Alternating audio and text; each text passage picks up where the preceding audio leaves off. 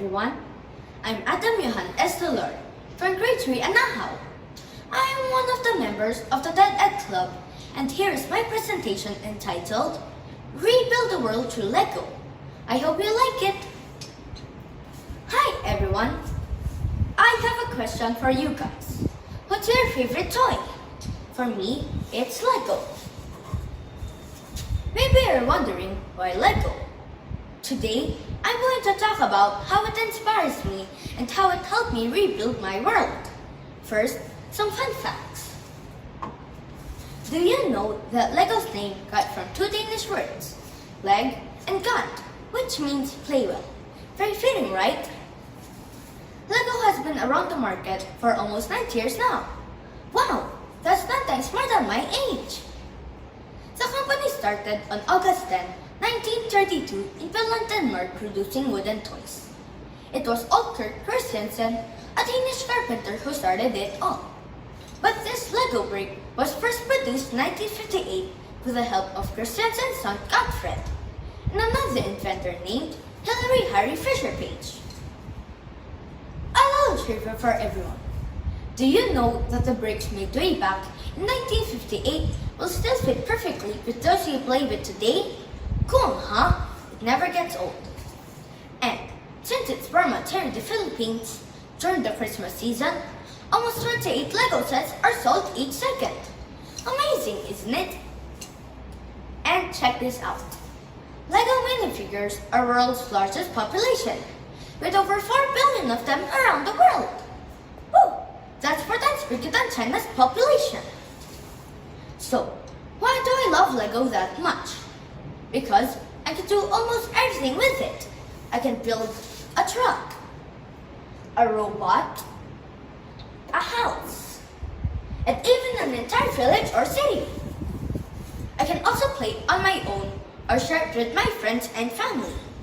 It also knows no age boundaries. Well, except for little ones because they may choke when they put it in their mouth. But children of all ages will definitely enjoy Lego. Even my parents play them with me, especially my tatay, huh? What's unique about Lego is the ability of it to give us room to explore and think things creatively. These group of bricks may be a doll today and a race car tomorrow. All you need is to have a little imagination. Nowadays, when everyone is playing with their laptops, phones, and tablets, our minds become less and less creative. That's why it's important for us to still play games that include toys and ourselves.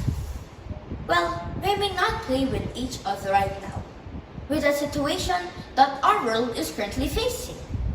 But we can play Lego even when we are alone. Our brains work and think of what we want to build. In the process, we're being creative, innovative, and imaginative. We don't just play, we create. We don't just build, we innovate. We don't just dream, we imagine. In 2019, Lego's tagline is Rebuild the World. I think it's very fitting now for what is happening around the world with the pandemic and all. Not to mention the wars and also the climate change. It's time to rebuild our world. We must show compassion. We must respect each other. We must be active and helping each other in our own little ways. There's no time in blaming each other now. We need to start helping each other now and make this world a better place to live in. Because like these Lego bricks, we are connected with each other. That's it for me now. Just always have fun every day, all day.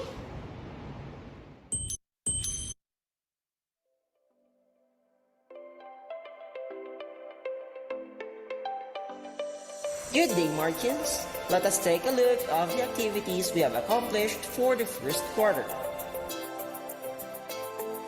Bilang pagkilala sa mayamang tradisyon at kultura ng ating bansa, ang bawat Markiano mula elementarya hanggang sekundarya ay nagsuot ng iba't ibang pambansang kasuotan.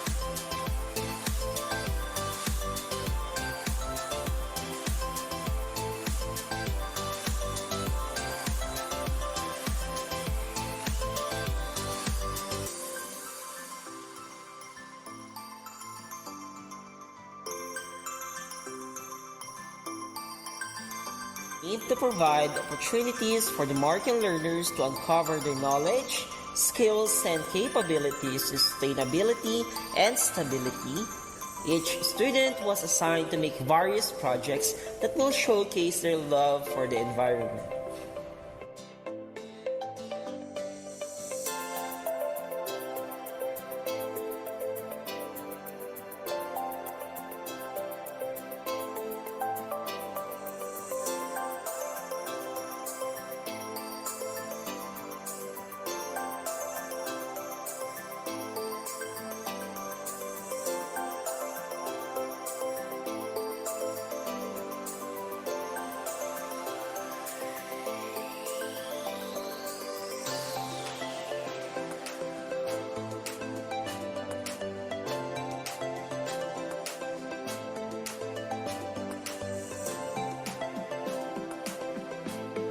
To demonstrate the tradition, culture, and norms of the countries of the world, each Martian learners portray a character that reflects the country where it came from.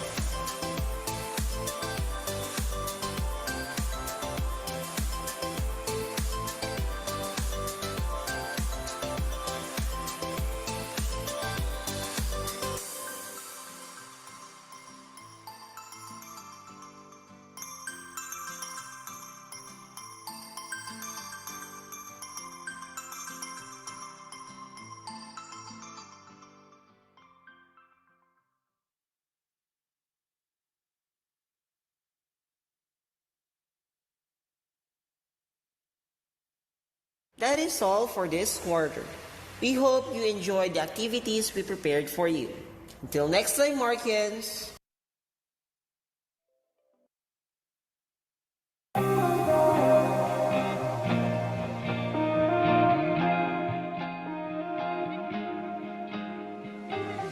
Good afternoon, everyone.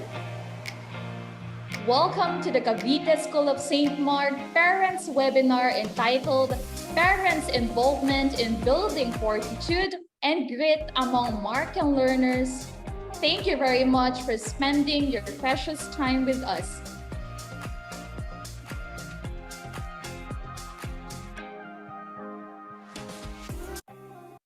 Before we begin, let us run through some few reminders for the webinar. Your active participation is highly encouraged throughout the session. Right now, for the Zoom participants, let us have everyone on mute to avoid background noises that may distract you from listening to the webinar. Throughout the presentation, our staff will be managing the comment section and chat functionality. You can type in your questions and comments in the question or chat box anytime during the presentation.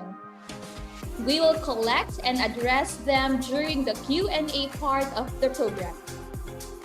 The webinar will start in 3 minutes.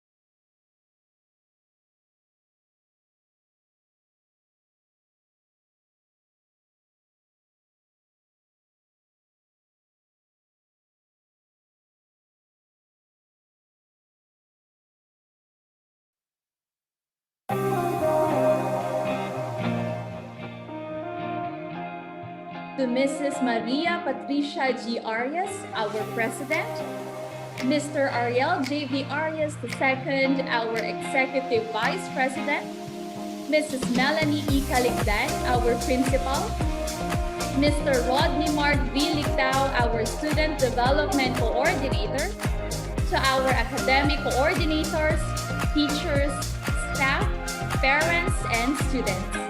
A pleasant day to each and every one. This is Miss Mary Shannon Timbahan, and I will be your Master of Ceremony for today's program. CSSM believes that parental involvement in their child's education has positive effect on student performance. The positive involvement in different school activities greatly affects student achievement, attendance, and good behavior, and positive relationship with schoolmates and teachers. With this webinar, we hope to provide you the relevant information that will help strengthen your involvement in developing self-directed, responsible, and accountable learners to help them thrive and succeed. We will begin our program with a short prayer to be led by Mr. John Erickson Caprice, followed by the singing of our Philippine National Anthem. Let us all bow our heads and feel the presence of our Lord in the name of the Father, and of the Son, and of the Holy Spirit. Amen. Lord God, we thank you that you promise to be with us always. Thank you that your presence is with us right now. Today, we give you our hearts, minds, and our lives. Come speak your words of life into our beings. We pray that you would deepen our comprehension, broaden our thinking, and transform our understanding of what we're about to learn. For you are our wise counselor, our perfect teacher, and our faithful friend. Thank you, Lord. Amen. In the name of the Father, and of the Son, and of the Holy Spirit. Amen.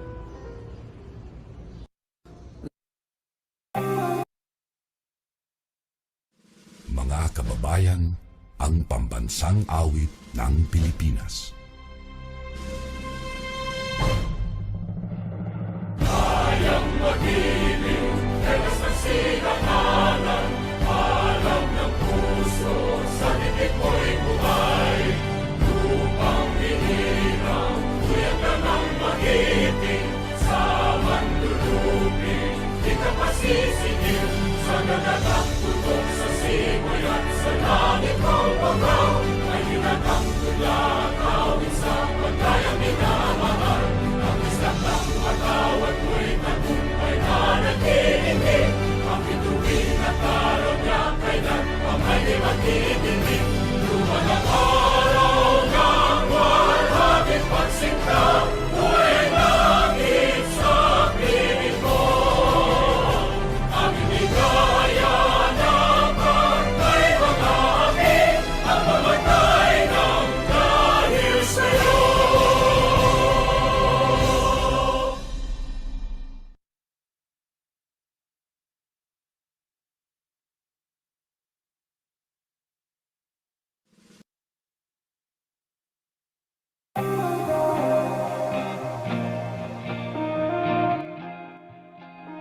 Once again, good afternoon. Now, it's a great pleasure for me to introduce our guest speaker today. Our speaker is a graduate of Bachelor of Science in Clinical Psychology and Master of Arts in Guidance and Counseling. She is currently taking up her postgraduate degree in Doctor of Philosophy in Clinical Psychology in the University of Santo Tomas. She is a registered guidance counselor and currently working as Unit Head of Counseling and Wellness Department and as Assistant Professor of Psychology in College of Arts and Science at the Rizal Technological University. Let us all welcome and give a round of applause to Mrs. Russell Ann de la Cruz.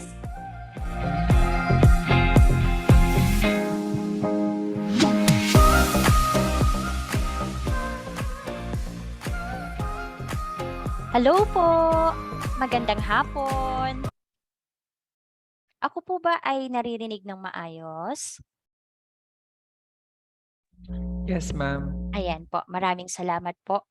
At ako po ay nagagalak na kayo ay makasama ngayong hapon at binabati ko po ang lahat mula po sa ating school administrators, sa ating mga mahal na guro na pinapangunahan po ng ating principal, sa ating mga pangunahing panauhin sa hapon po ito, ang ating mga mahal na mga magulang. At ako po ay nagpapasalamat dahil pinaunlakan niyo po, no, na makapagdalo kahit sa virtual ano lang po, webinar, no, or virtual seminar, no, na um, makapiling kayo, no po, at makapagbahagi ng aking munting eksperto at kaalaman patungkol po sa ating topic sa hapong ito. Ayan po. So, bago po ako magsimula, hayaan niyo po muna akong magpakilala. Ako po ay katulad niyo din na mga na magulang. Ako po ay isang solo parent. Meron po akong 2 anak. Ang panganay ko po ay babae. She's 9 years old at ang aking youngest po ay isang lalaki na nasa grade 2 na po, 7 years old. Ayan. So parehas po silang nag-aaral na din sa elementary. Ayan. So kaway-kaway po dyan, mga mother, mga parent ng nasa basic education. Ayan po. So napakahalaga po yung ating topic ngayon dahil napakalaki po talaga ng role at significant po ang ating bahagi, no, sa anumang aspeto ng development and growth ng ating mga anak. Mula pa po nung ito ay nasa sinapupunan na natin hanggang po sa pinakahuli-huli ang hininga po ng mga anak natin, nandun at nandun pa rin tayo, no? Kung papalarin po tayo na nabubuhay pa rin tayo at mabubuhay pa rin po tayo kasama sila. Hindi pong sa konsepto at kultura po ng Pilipino dahil tayo ay collectivism, hindi po tayo katulad ng Western countries na kapag nag-18 na yung mga bata, dapat aalis na sila sa poder natin. No? They are independent dahil individualism po yung kanilang kultura. Pero sa ating mga Pinoy, hindi po pwede yon. Hanggat may kaya po tayong ibigay na suporta, no po, ay ibinibigay natin sa ating mga anak. Pero of course, there's always another story, no? Or merong dalawang side ang coin, ika nga. Merong side na advantage at merong side na disadvantage. Sa lahat naman po ng mga ways natin ay may ganoon, no? Dahil sabi nga po, good and bad coexist. Pero yun nga, sa pang-araw-araw na ginagawa natin para magampanan natin ang pagiging magulang sa ating mga anak.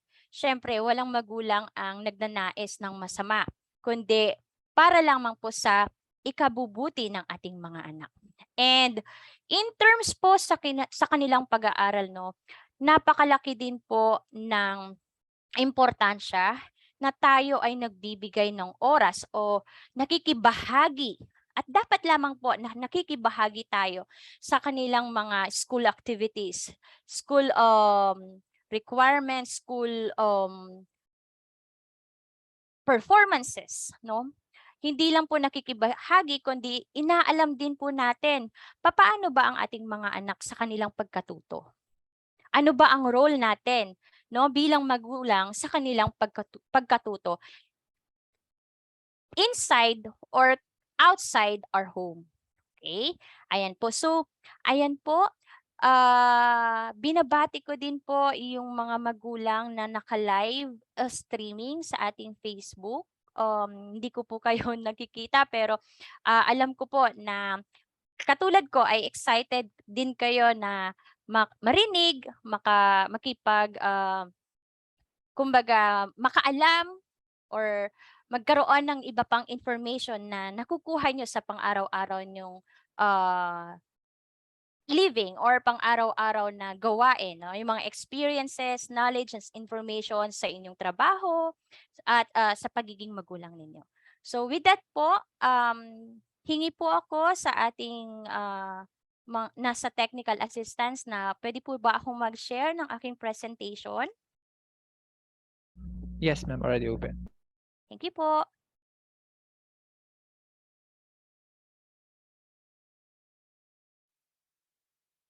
Ayan po.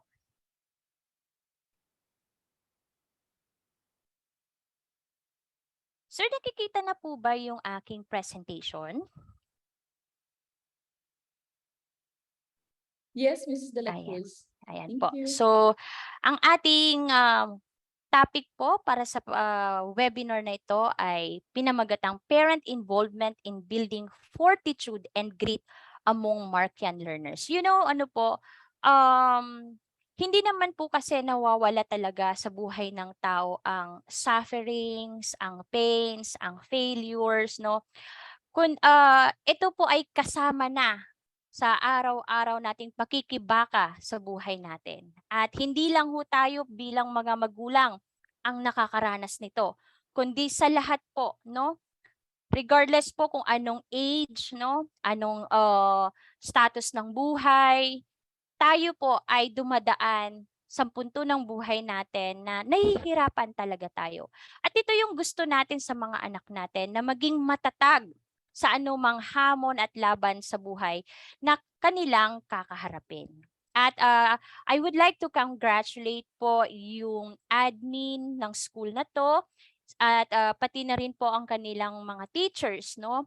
Mga staff for coming up with this kind of webinar dahil malaki po itong tulong sa mga magulang na maging aware po tayo sa mga nagiging ways natin, malalaman po natin kung yung ginagawa ba natin kahit naman po na we have the best intentions for our kids, no? For our children. Pero minsan, of course, taho lang din naman po tayo and at the same time, sa kakulangan ng awareness o ng kaalaman, hindi pala natin namamalayan ay nakakagawa na tayo ng hindi nakakatulong sa kanila. So, with this webinar po, meron po tayong mga objectives. Isa po dito is to empower, no, yung inyong involvement, lalong-lalo na po sa pag-develop ng pagiging self-reliant and self-directed, pagiging responsible and accountable ng ating mga anak bilang or as learners or sa kanilang pagkatuto. Pangalawa po is to boost connections with families to increase community support for the holistic development of Markian learners. Gusto po ng ating admin, ng ating mga teachers and staff ng school natin na magkaroon pa po ng mas strong na connection with you as parents para po katulungan po na namin kayo, no, na makapagbigay pa po ng suporta para sa holistic development ng ating mga anak, ng ating mga learners. Dahil nga po, no, ang pagkatuto ay hindi lamang po nangyayari or nagaganap sa ating eskwelahan. Nagaganap po ito kahit nasaan man tayo, kahit nasaan man ang anak natin. Sa bahay man, sa kalye man, lahat po, no? Ayan. And of course, to identify diverse parenting strategies and its advantages to the coping of Markian students in varied learning modalities. So, napaka-importante with the challenges brought by the pandemic ay importante po na meron tayong mga resources, no? Meron tayong kaalaman paano ba tayo mag-respond sa mga needs, wants, no, issues, concerns ng ating mga anak. Dahil kahit tayo ay gusto man nating ibigay ang lahat-lahat sa kanila, pero sabi nga po, no, hindi lahat ng gugustuhin nating ibigay sa mga anak natin ay at that time or at a particular time, no, ay hindi makakatulong sa kanila. So sana, no, makita natin kung ano yung mga advantages and disadvantages ng mga ways, strategies, no, ng parenting natin sa ating mga anak. Ayan po. So, baka sabihin niyo po, ay, ang bata naman ang bata tuloy, nag-assume na bata ako. Ng ano ba, ilang taon na ba siyang magulang? Ano po, ako po ay magsasalita bilang isang magulang din, bilang educator, bilang counselor, and of course, bilang teacher din po. Ano po? Dahil ako ay isang guro din, isang counselor, isa din po akong mag-aaral dahil as of the moment ay ang teacher nga sabi po nila ay continuous na nag-aaral yan, no? And at the same time magulang. And of course, dumaan din po ako, no, sa pagiging isang anak. Kaya kahit papaano po, no, ay maibahagi ko po sa hapong pong ito kung ano man po yung nalalaman, experiences na maibibigay ko about parenting po. Alam ko po na madami pa po tayong may experience na sitwasyon na talagang matcha-challenge yung ating parenting strategies. But sabi nga, wala namang taong perpekto. Pero with all those imperfections are avenue or opportunities for us to improve more ourselves. Ayan po. So katulad po ngayon, ano po, napaka-ganda yung oportunidad na ibinigay ng eskwelahan sa atin or ng school sa atin dahil ito po ay oportunidad para matuto at maging aware sa mga iba't ibang strategies, advantages, and disadvantages ng parenting natin sa ating mga anak. And lalong-lalo na po kung papaano ba ang involvement natin sa kanilang pagkatuto or sa kanilang learning process. Ayan. So, kasama po sa background yung aking anak. Ayan po. Okay po? So, of course, magkakaroon lang po tayo ng maikling activity. Just a short activity po. At ma'am and sir, sa ating technical assistants, since hindi ko po nakikita yung mga response ng ating mommies and daddies sa Facebook, update nyo na lang po ako sa kanilang mga responses. So, meron po akong 6 dito na statements. No? Gusto ko pong malaman if you agree or disagree, no, sa mga ways, beliefs, no, ng parenting regardless of what age yung ating mga anak. Elementary man o high school man po. Or if you happen to experience this or kaya ginagawa nyo na to or nagawa nyo na before. Okay? Ayan po. Ma'am, yung ating technical assistant po, pwede po akong pa-respond po kung after po ng kanilang responses sa ating tanong. Ayan po. Dahil bibigyan ko po kayo, no, may scaling po tayo kapag ilan pong items kayo nag-agree. Ayan po. So una, as parent, do we agree or disagree using rewards to change behavior? Opo, ganito na lang po para madali. Kapag agree po kayo, i-type nyo lang po sa comment box ng 1. Kapag disagree naman po, i-comment nyo lang po ay 2. And then, or kaya get a paper and pencil para malaman nyo po kung ilang items kayo nag-agree at ilang items kayo nagdi-disagree. So number 1, agree po ba kayo dito? Using rewards to change behavior. Ayan. Pangalawa po, children can't face real-world consequences. Naniniwala po ba kayo sa konsepto na to or sa belief na to that children can't face real-world consequences? Ayan. Panote na lang po ng mga sagot ninyo bawat numero. Ayan. Children need to be constantly praised. Naniniwala din po ba kayo sa statement number 3? How about sa statement number 4? Good marks in the examinations are proof of intelligence. Sa number 5 po, kayo din po ba ay nag-agree or nagdi-disagree that good parents frequently intervene on behalf of their children? And last po, as loving parents, do we always prevent their children from failure and do not allow them to suffer? Or do we agree or disagree, no? That we always prevent our children from failure and do not allow them to suffer? Ayan. So, paki-note po kung ilan po ang agree ninyo sa statement na to. Ayan. So, sa comment box po, ano po, kung kanina nagko-comment kayo bawat item, ngayon naman po, i-comment ninyo kung ilang kung ilang agree, ilang items po kayo nag-agree. Like, for example, 2 out of 6, 2 yung agree mo. Ilagay mo lang po to 2. O kaya 3. O kaya 4, 5, 6. Ganyan. So, ma'am, pwede ko po bang makita sa Facebook or kaya sa Zoom? Sa Zoom kasi ang nakikita ko dito ay yung per item nila. Ngayon po, ayan. So, may nagsasabi sa Zoom na kadalawang agree si ma'am. How about the others? 1 out of 6 si ma'am Marian sa Miss Ma'am Marian Olores Layag. Naka 1 out of 6 agree siya. How about po sa iba? Sa Facebook po kaya, ilan po ang madalas na scores nila, ma'am? Pwede po ba ako magkaroon ng any feedback?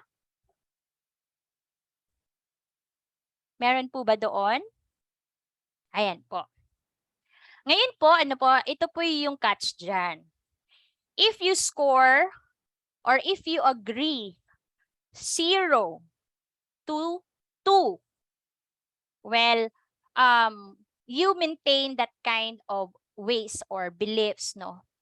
But if you agree 3 to 6, it's time for you to reflect, to introspect, no? How this parenting activities, parenting strategies, parenting beliefs, no, is influencing our children's behavior, especially their learning behavior. Ayan po. So,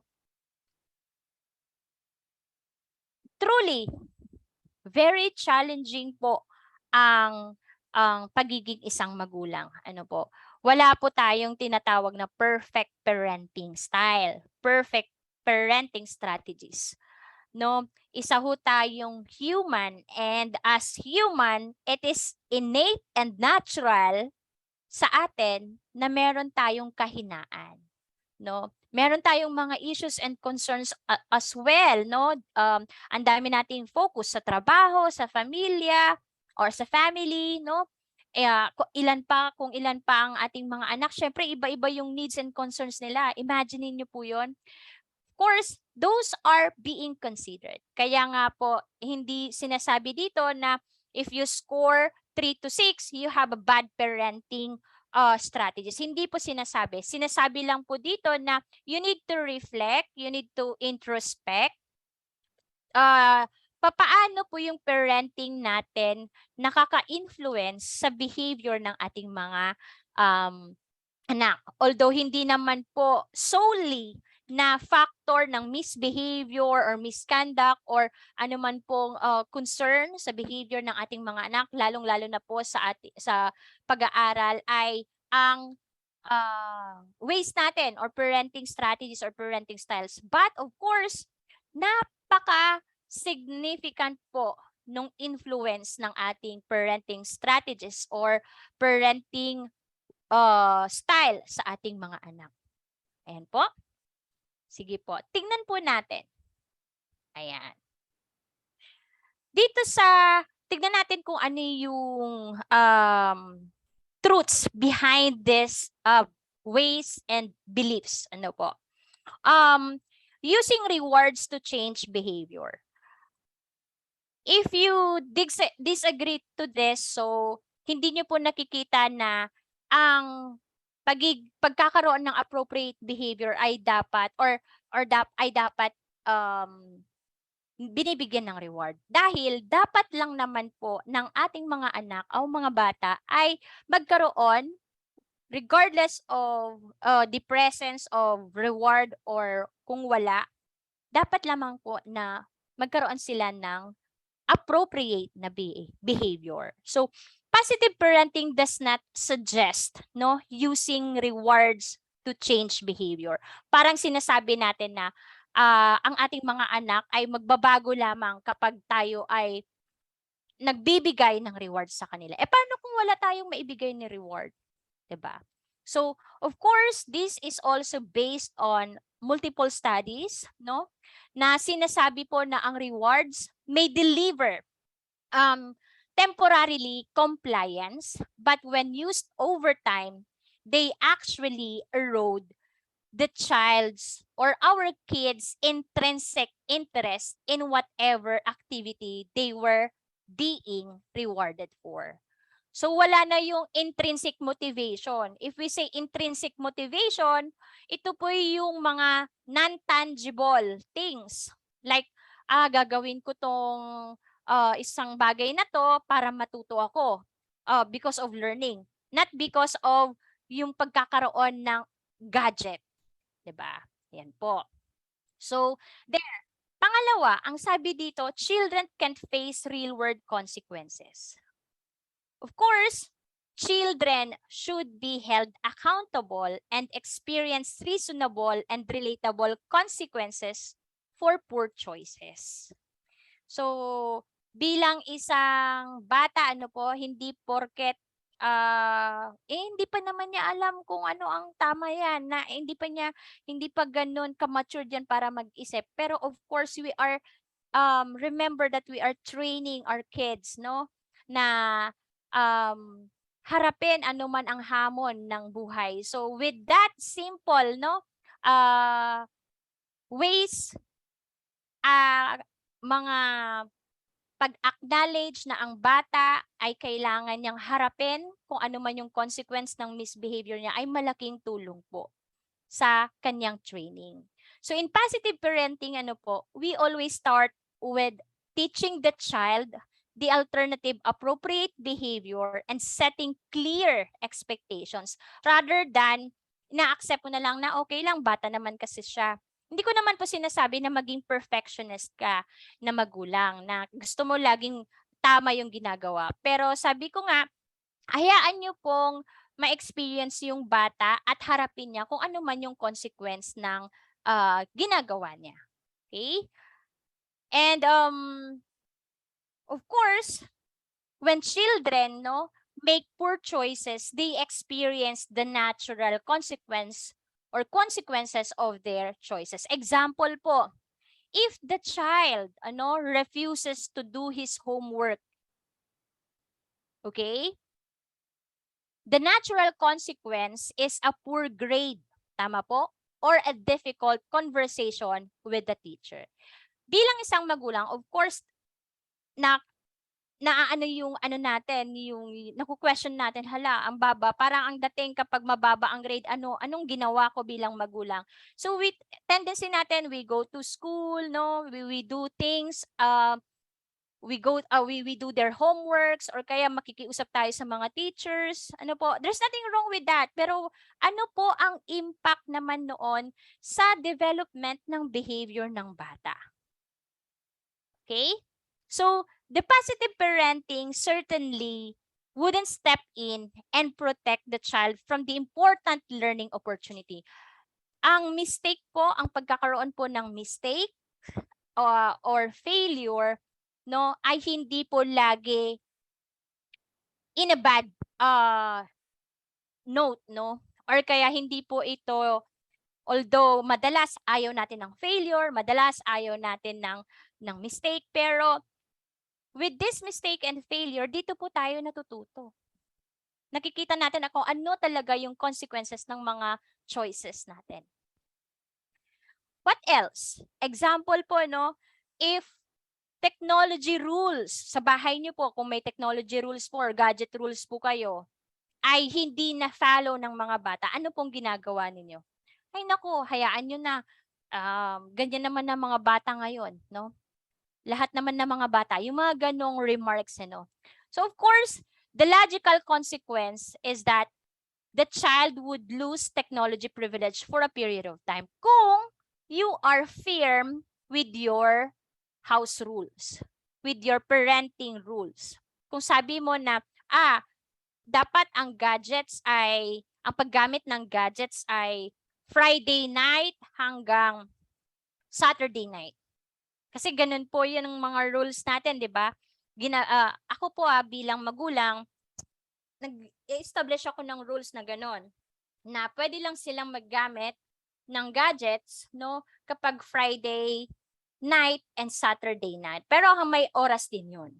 So kapag hindi nila nagagawa yon or hindi nila na-follow yung rules na yun, of course, they have logical consequence dun sa ginawa nila. Like for example, the following week, hindi na sila makakagamit. Ayan. Yung mga ganong techniques po. No? Akala natin napakasimple lang, pero in that way, natuturuan nating yung ating mga anak na kinikilala nila yung mga choices nila, yung mga decisions nila, how these choices and decisions are impacting, no, yung kanilang way of thinking. Ayan po. Next, yung sinasabi dito na children need to be constantly praised. So, of course, no, kailangan naman po talaga yon. Ang pangit naman po kung puro negative yung nakikita natin. Actually, there is a study na kapag negative lang at negative lang nakikita natin sa mga anak natin, the more that we don't give them or hindi natin sila natutulungan to develop their self-confidence and self-esteem. Sabi nga po, no, positive parenting teachers or teaches, parents to encourage, not praise. Magkaiba po kasi yung encourage and praise. So, ano po ba ang encourage and praise?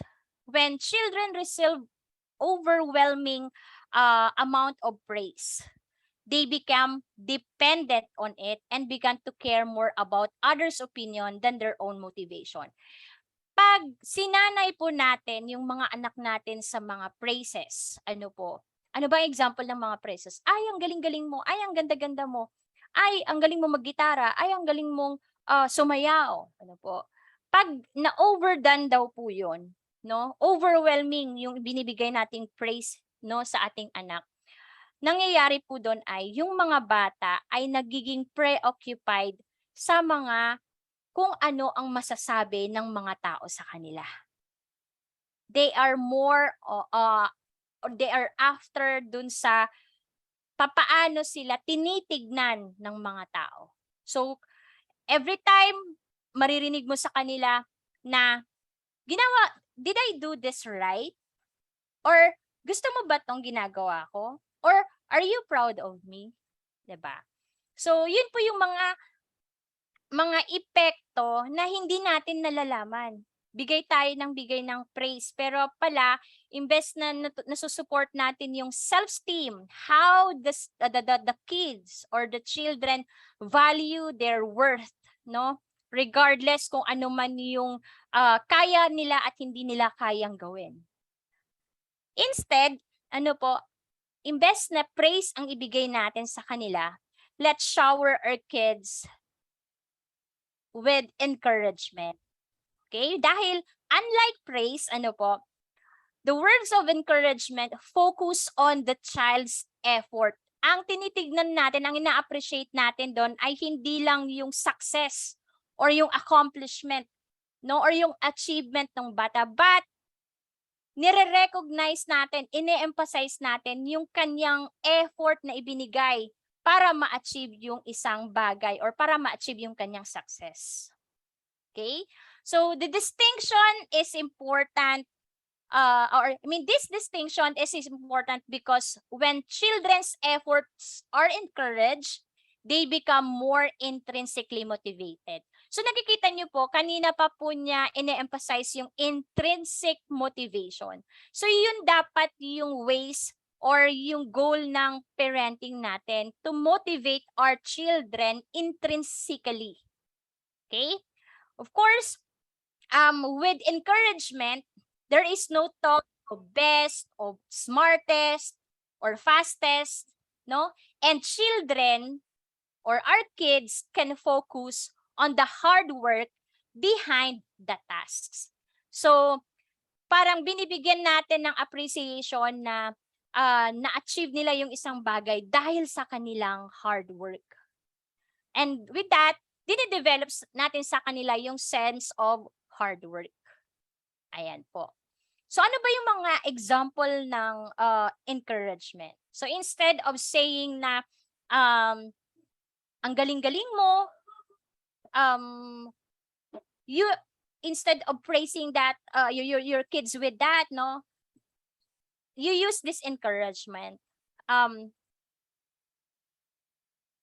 like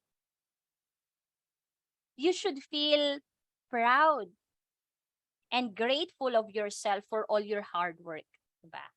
Wow, you work really hard on that. Or kaya simple as, I love seeing you smile because of what you achieve and because of you put all your energy and effort on that.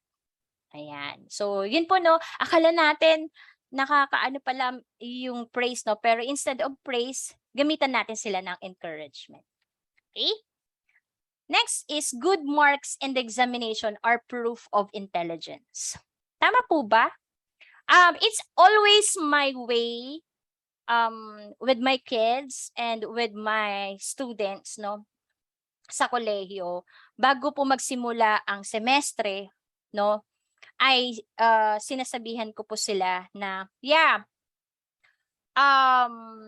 we aim for high grades. Pero wag natin ituon yung focus natin sa high grades, no?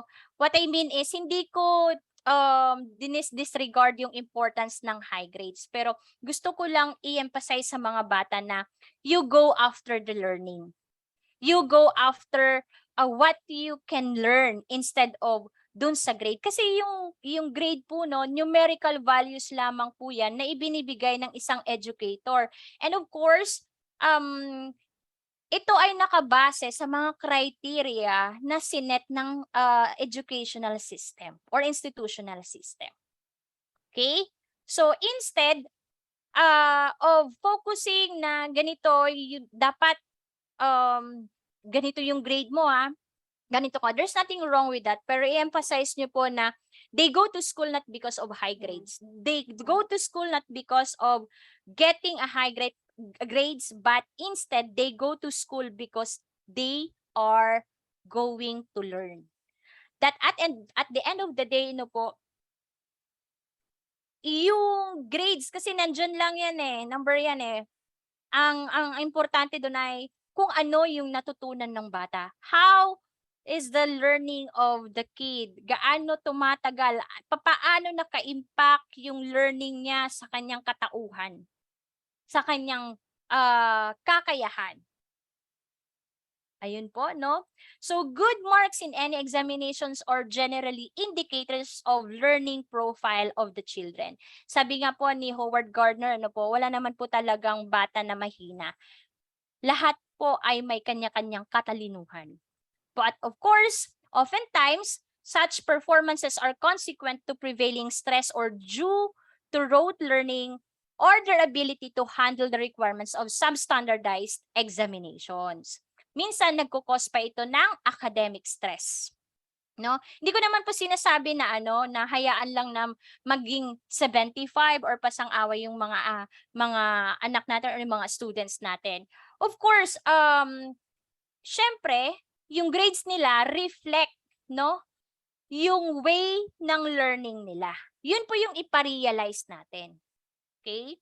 Kasi minsan sa pagiging grade conscious ng mga bata at ng mga magulang, little did we know na ito ay meron na palang negative impact, no, sa ibang aspeto ng kanyang pagkatao. Lalong-lalo na, no, yung kanyang self-esteem, na parang ina-associate niya yung worthy niya as anak, as a student, sa taas ng grade niya. Which is, hindi dapat. Dapat, bina-value niya yung sarili niya dun sa kanyang learning process, but not on a certain or particular numerical values, no? Na pwede naman maapektuhan ng mga maraming factors or ng mga maraming bagay. Okay? So, of course, they are not necessarily the real proof of the intelligence of the children, their ability to think, ability to analyze, no, innovate, and be creative. Marks can be celebrated, of course, ayan, but they do not qualify as the most correct tools of determining intelligence. Dahil sabi nga po, dun sa multiple intelligence theory ni Howard Gardner, no, na ang mga bata ay may kanya-kanyang kagalingan. Probably yung anak mo ay hindi mo nakikita na magaling sa math or science kahit gustuhin mo man, pero sa ibang aspeto napakagaling naman niya. Ano po? So, wag nating masyadong i-pressure po yung mga anak natin when it comes to the high grades. Yes, it's still good to aim for a good grades, no? Tignan natin ng mabuti objectively, ano ba talaga ang ini-aim ng mga students or ng mga anak natin? Yung mataas na grado o yung talagang pagkatuto? Iba po yon. There's two things. Mataas na grado at pagkatuto. Hindi po sa lahat ng pagkakataon, no, na ang mayroong mataas na grado ay ibig sabihin marami ang natutunan. Sometimes, no, hindi ko naman po nila lahat, pero of course, learning happens, no, depende po sa mga bata yan, sa may katawan or sa tao. Okay? Ayan po. Marami kasi, no, kahit po sa college, lalong-lalo na po, no, sa university. Sa elementary and high school, may sinusunod po tayong grading system dyan, no? But then, sabi ko nga, those are just numerical values. I-emphasize po natin na our kids are going to school not because of grades, but because we want them to learn. Yun po. I-emphasize natin sa kanila yung importance ng learning rather than yung importance nung numerical values ng kanila or nung grade. Ayan po. Next, ang sabi dito, good parents frequently intervene on behalf of their children. Okay? So, of course, this is now known as advocating, no, for our kids or for our children. Sounds reasonable naman, yes. But if it's overdone, it breeds codependency sa mga bata. Ang positive parenting, dapat po ini-empower natin yung mga anak natin to be highly independent. Kahit po, bata pa lang po siya. Of course, age appropriate yung mga ways natin, kung paano natin tinuturuan yung mga anak natin how to be independent. And also, we need to encourage our kids' self-autonomy and capabilities. Alam niyo po ang nangyayari kung lagi tayo nag-i-intervene sa mga bata kahit na hindi naman po tayo dapat mag-intervene. Kinukondisyon po natin na yung anak natin na lagi tayong nandyan for them. Although we wanted to be in that way. We always wanted to be nandyan para sa kanila, pero life realities hindi po ganon. Ano po? And at the same time, imbes na nabuboost natin yung self-confidence nila, yung self-esteem nila, yung tiwala nila sa kanilang kakayahan at sa kanilang sarili, hindi po. Tinatanggal po natin sa kanila dahil we always intervene, we always do things we always do things in behalf of our children. Furthermore, instead na nagde-delegate tayo ng age-appropriate responsibilities sa ating mga anak, no? ang mga nanay o tatay or parent, no, ay may tendency po na parenting sila sa kanilang mga anak. In the sense na they take all the chores, no, or kaya complete and finished school projects, no, or kaya i-hand yung mga bagay na nakalimutan para tayong ano na makikiusap tayo sa teacher na ganito na naiwan yung anak ko ng yung project niya kailangan kong ibigay sa teacher niya. So nagre-rush tayo na pumunta sa school. Okay? Yes, it's true that we are helping our kids pero with that point mo ano po hindi natin binibigyan ng opportunity na yung bata ay matuto no at maging responsable sa mga ginagawa niya. Let your kids experience the natural consequences of their decisions.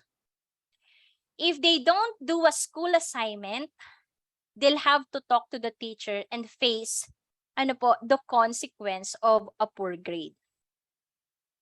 Hindi yung tayo po yung pupunta sa school. There's nothing wrong kung ang pakay natin ay alamin natin no ano ba ang nagiging problema.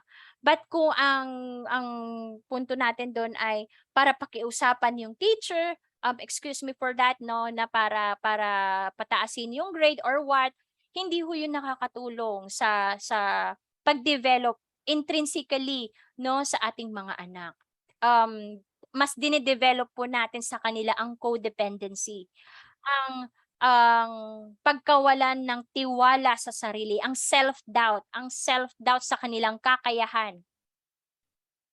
Winawala natin yung opportunity sa kanila na makilala nila yung talagang kaya nilang gawin, malaman nila talaga yung capability nila. When we hastily do simple things for our kids, ano po ang mangyayari? We take away the opportunity for confidence building sa kanila. So, let's allow our children to take on challenges, and this is necessary for developing self-reliance. Di ba nga? Siyempre, hindi natin alam, kahit na gustuhin man natin na nasa tabi lang nila tayo, pero sa truths or realities ng buhay, hindi naman po ganon. Di po ba? Ayan po. Then, of course, ano pa yung sinabi dito? Ayan, yung huli. Sabi niya, loving parents always prevent their children from failure and do not allow them to suffer. Sorry for the term, pero it's a stupid thing, na hindi natin inaalaw yung mga anak natin to fail and to suffer because it's part of suffering, failures are part of our life's journey, also significant on the learning process of an individual. Kahit tayo na mga magulang, kahit na matured na tayo mag-isip, we still experience failures in life. We still suffer. So that realities, hindi niya winawala, para kasi tayong nagbibigay ng false hope sa mga anak natin, no? Na kaya nilang mag-grow na hindi sila nafi-fail or nang hindi sila nagsasuffer ng any hardships or difficulties. Of course, no parent relishes this. We want our kids to be successful in their pursuits. But if we caution all the challenges along the way, they'll never learn to be resilient. Okay? We're talking about resilient now. So ano ba ang resilient? Okay? Ito po yung ability ng isang tao to bounce back after a great fall. Papaano ito babangon ulit? Ayan. Or, they'll keep making the same mistakes kapag ganun po yung ways natin. Hindi sila natututo sa kanilang pagkakamali or sa kanilang mga poor choices. Remember that failure is a learning opportunity. Sabi ko nga kanina, hindi po negative ang failure. Ang failure ay crucial significant and opportunity for everyone's to learn. Okay? We can't expect perfection from our children, of course. Kung mag-expect man tayo ng perfection sa kanila, tanungin mo yung sarili mo, ikaw bilang magulang, perpekto ka din ba? Ayan. We need to be proud when they try new things and encourage them if and when they falter. Of course, itong sinasabi ko applies on grades, activities, sports, chores, and more. We can be, of course, the greatest or their greatest cheerleaders. But sometimes, we have to let them call and make the shots even if we think they'll miss. Kasi hindi dahil sa gusto natin sila mag-suffer but we want them to learn. Ano po? Also, be available to talk through the discomfort of your kids' feelings with love and empathy. Gaya nga ng sinabi ko, alam nyo naman po, pati kayo bilang magulang, alam nyo yung pakiramdam ng nagsasuffer over a failure. No? Nakaka-self-doubt yon, napapatanong ka sa sarili mo. And during that time, kailangan po na you needed to be there for your kids, na mag-open ka ng conversation, di ba? Madalas kasi kapag nakita nating may failures yung mga anak natin, 'di ba? Naging tayo, nasa rage na tayo, bigla na lang nating hinuhusgahan yung mga anak natin. Yan kasi nakikipagbarkada ka, imbes na umuwi ka ng ganito, ganyan. Ayan.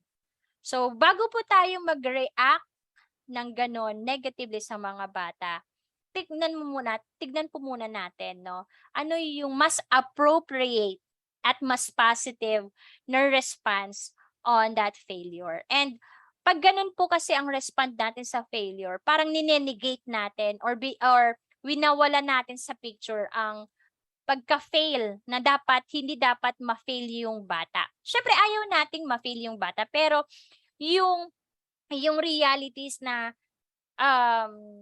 meron sa punto ng buhay ng tao na ma-fail siya at may sinasabi o may itinuturo ang failure sa kanya. Ayan po. So, ayan po, yung mga truths behind these ways, means, and beliefs about parenting. Madalas ginagawa natin to unknowingly, ito pala yung nagiging impact sa kanila. And it's okay. There's always an opportunity to learn, to develop, to change. Kung meron man pong permanente sa mundo, ito yung pagbabago. So, it's never too late, na baguhin yung mga bagay na nalaman na natin na hindi pala ganon ka-impactful positively sa ating mga anak. Now we go to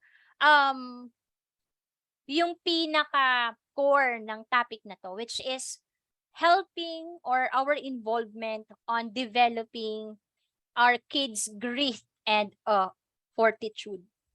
Ayan. So, ano po ba ang grit? Ano po ba ang sinasabi ng grit? Or ano po ba ang ibig sabihin ng grit? Ano po? Sa Tagalog, ang grit yung parang nagngingit-ngit, po. Yung may burning desire siya, burning passion siya, nagngingit-ngit siya, or paano ba tawag to sa Tagalog? As in sagad na sagad, yung kanyang burning, yung kanyang passion, okay? Yung kanyang kagustuhan na ma-achieve yung isang bagay. So, meron po, tulad ng title natin, ang defeat po ay not always as bad as we always see it. But defeat or failure offers a great opportunity or great power for us, and for everyone, lalong-lalo sa mga bata, na ma-develop yung kanilang kakayahan at ma-achieve ang kanilang long-term goals or yung kanilang long-term na success.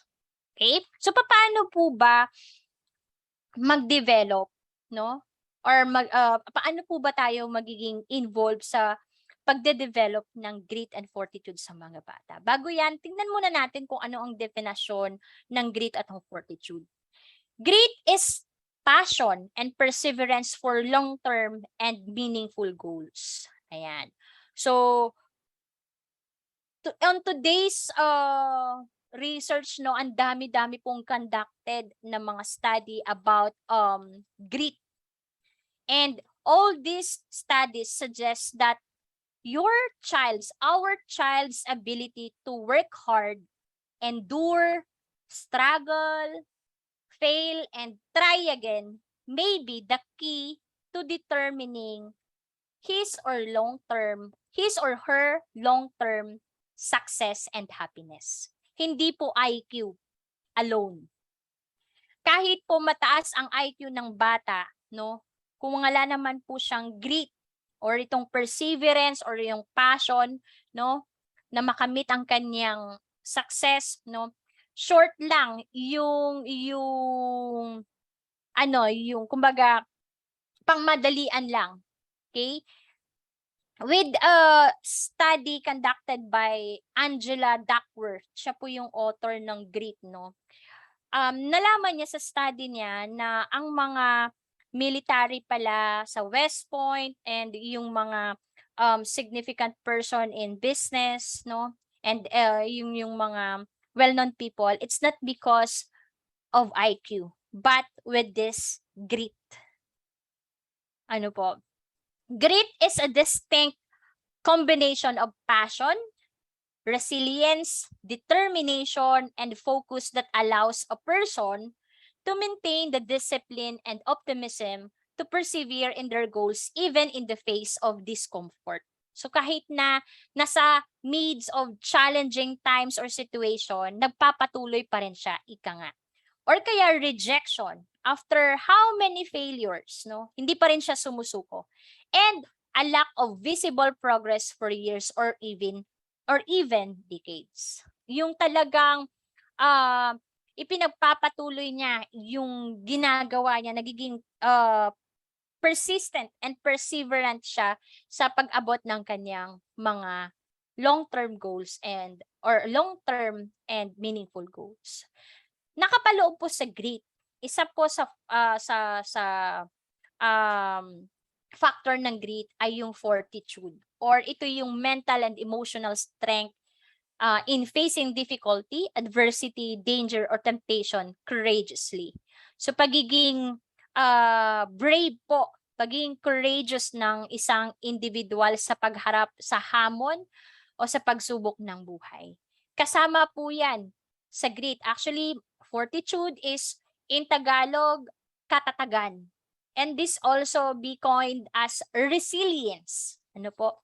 So, ano po ba ang mas malalim? Resilience and grit. Of course, they are two different things. Iba po yung resilience. Kasi yung resilience, yun yung abilidad ng isang individual to bounce back after a fall. No? Yung grit naman po, no? Ito yung hindi lang yung kagustuhan niyang bounce back, but yung kagustuhan niyang pag nag-bounce back siya, as in mas mataas pa. Okay? Nagingit-ngit siya, no, sa kumbaga, ano ba tawag doon sa Tagalog, yung other term for nagingit-ngit, very very persistent and perseverant siya na maabot yung kanyang mga goals in life dahil sa failures or dahil sa difficult situation na naranasan niya. Okay? Ayan po. So there are ways, these are suggested, ano po, and out of research studies on how to raise kids with grit. Una is to put challenge in front of him. Of course, no, kung ang sinasabi ng grit ay pagkakaroon ng passion, persistence, fortitude na maabot ang ating mga long-term goals sa kabila ng mahirap na sitwasyon. Unang-una, if you want, no, our kids to grow with grit, let's put a challenge on them, in front of them, no? If your child never has a chance to triumph over something difficult, she or he may never develop confidence in his or her ability to confront challenge. Madali lang po siyang mawalan ng pag-asa. Madali lang po siyang mawalan ng trust sa kanyang kakayahan. Madali lang po siyang mag-give up. Failure is the real thing on failure is failure kapag in-stop mo na yung mga ginagawa mo para sa pag-abot ng pangarap mo. That's actually failure, no? Failure. Okay, yun yung failure na ayaw natin. Okay? Hindi yung failure na we try and then we fail, hindi naman po. Okay? So, taking risk is as important with kids to learn. So, kailangan din natin silang turuan how taking risk. Give your child the opportunity to pursue at least one difficult thing. No, sabi ni Angela Duckworth, it has to be something that requires discipline to practice. Like encouraging your kids to try new things. And that would give them a chance to prove that they can do anything. Siguro mag-isip tayo no ng mga challenging na of course hindi naman yung talagang detrimental sa kanila or talagang hindi okay sa health nila. Bilang magulang alam natin no kung papaano itong challenges na nakakaapekto sa anumang aspeto ng ating mga anak. Pero sana if we put challenge on them, tingnan natin talaga na nade-develop natin yung grit nila. Like for example, yung paggawa ng mga assignments nila. Ano po? Yung mga simple household chores, routine household chores. Na like for example, yung paggawa ng washing the dishes, no? Kahit na meron tayong kasama sa bahay, okay? Minsan nga hindi pa yung ganun ka-challenge para sa ating mga anak. Okay? Ayan po. So, we can actually put a challenge in front of or put challenge to our kids. And sabi nga po, true achievement happens when people bust through boundaries and barriers. For example, may mga failure sila sa math or any other subjects. Baka you can consider na i-challenge sila, no, to learn more, to study, to give more time studying on these subjects, yung mga ganun po.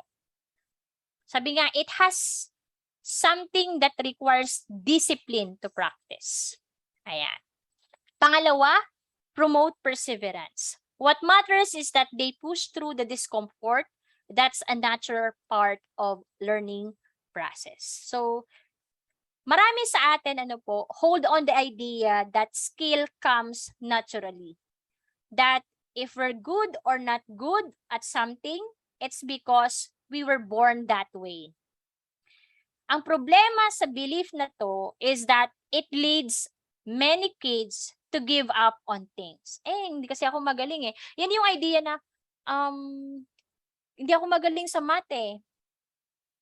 Diba? Mahina kasi ako sa math eh. Mahina kasi ako sa English eh. Mahina ako sa science eh. Well, in fact, that can be improved. Ano po?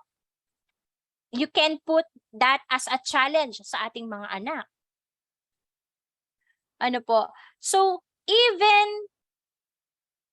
yung mga naturally gifted na people or individuals have to work hard to hone their ability, no? With hours of practice. Pati yung mga gifted pa naman ay nagpa-practice. So, as a parent, we need to teach them how to don't quit on a bad day. So, giving up on the second things get frustrating, no? Means you might miss out on something really great.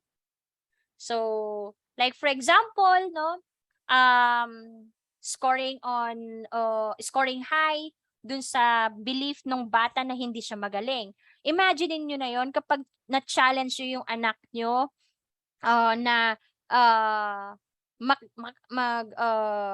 perform well sa isang subject na pinaniniwalaan niyang mahina siya, 'di ba? That is something na learning sa kanya, na big blow sa kanya 'yon na hindi pala hindi pala totoo na mahina ako dito, and that would add up yung kanyang self-confidence and self-esteem and yung belief na he can do or she can do things as soon as she or he will work on it. Ayan. Pangatlo, be a nudge. Okay, ano ba yung nudge? Yung laging laging nagpapa-remind, laging ito ganito, ganyan. Okay? It's okay to let your kids know that you expect them to do their best and to create a structure that will help them to do it. Sabi ko, lagi kong sinasabi ito sa mga anak ko when every time na dumarating sila sa bahay, how's schools? Sasabihin niya, mama, ganito lang yung score ko sa math Yung iba kong classmates, ganito yung scores nila. Sabi ko, did you do your best? Did you put your best? So there's nothing wrong kung ginawa mo naman lahat ng kakayahan mo. Okay? We emphasize not on dun sa nakuha nila, but tinitignan natin lagi, ini-emphasize lagi natin na gagawin nila yung best nila. Kasi kapag ganun ang tanong, did you do your best? Tapos magre-reflect siya, ginawa ko ba dapat? Or hindi kasi ako nag-review, kaya ganun yung scores ko. So may introspection, may opportunity for our kids, our children to reflect. Ano po? Ayan. So also, nudging, also means scheduling or insisting on practicing, and there's nothing wrong with setting aside a daily practice time. Excuse me. So if we want na yung mga anak natin mag-perform well sa math, sa English, sa Filipino, or whatever subject, magbigay tayo ng challenge sa kanila, i-promote natin yung perseverance, yung persistence nila, and of course, yung hindi tayo magsasawa na mag-schedule, mag-insist sa kanila. Your child will probably still whine about it. Diba? Natural na po na ang mga bata ay magreklamo. At minsan, we respond to it negatively. Pero if you are firm, and consistent with your schedules, the complaints should decrease over time. Kasi makukondition mo siya And your child may even begin to appreciate the benefits later on. Yan. So hindi pa niya makikita yung resulta ng ginagawa mo. Pero kapag sa paglaki niya, I am sure na ma-appreciate niya yung ginawa mo for her or for him. Pang-apat, welcome boredom and frustrations. Success rarely occurs on the first tries, of course. In fact, there's usually a pretty long road, peppered with all sort of bumps and potholes para ma-navigate natin yung ating journey in life. So, instead of jumping in with a solution, when our kids hits a roadblock, siguro it would be more positive if we let her or him come up with a way around it on his or on her own. Hayaan nating i-solve niya muna. Kapag mama ganito ganyan, daddy ganito, nagpapatulong na siya pero wala pa siyang ginagawa para magawa niya o ma-solve niya yung isang bagay. Yes, we don't want our kids to suffer, our children to suffer, pero with that kind of idea and attitude, hindi kasi natin nabibigyan ng oportunidad yung bata na ma-develop yung kakayahan niyang at yung belief niya sa sarili niya na kaya niyang solbahin yung mga bagay-bagay sa sarili niya. Now, if trying it, no, ginawa naman niya na yung lahat ng makakaya niya para resolbahin na to, at that's the time na you get in, no, na mag-intervene ka na. Pero hindi yung gagawin mo yung isang bagay. I-try mo siyang i-process, alamin ano ba ang nagiging problema sa kanyang paggawa, sa kanyang pag-solve. Hindi po yung tayo yung gagawa at tayo yung magsusulbar o magsusolve sa kanilang mga problema. Ayan. Okay? So, like for example, no, struggling ang bata sa pag-complete ng kaniyang mga school projects. As much as possible, no? Ay hangga't sa kaya nyo po at dapat kayanin nyo. Resist every urge to do it for her or for him. Then, gaya ng sinabi ko, if it's clear that he or she is at loss, hindi niya alam kung anong gagawin niya, talk to her or to him through the problem. Tulungan natin yung mga anak natin to think through what the steps might be instead of telling them what to do or what are these solutions. It is so much powerful, no, para sa mga bata to be able to deal with adversity and overcome it on their way. Nandun lang tayo to support as a supporter, hindi po problem solver. Kasi ang problem solver doon ay siya mismo. Okay? Ayan. And then last is let him fall. Ayan. Ito na naman yung acceptance ng failure. Ano po? Let him fall and model of course resilience. Paano natin gagawin yon? Paano natin imo-model ang resilience? In our day-to-day living, no, sa pang araw-araw nating pamumuhay, meron tayong mga failures. Minsan, dahil ayaw natin, no, or madalas man bilang magulang, inililihim natin itong mga failures natin to. Kasi ayaw natin, nakikita tayo ng mga anak na failure, no, or failed. Okay, but truth is, share your own struggles. Truth is, ang mga anak natin learn from our failures too. So if we want our children to handle setbacks with grace, model calm and determination in the face of difficulties or hardships.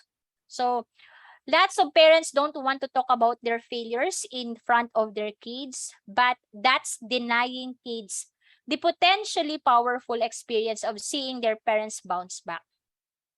If they see their parents can mess up, no, and then come back and solve a problem, that's really a significant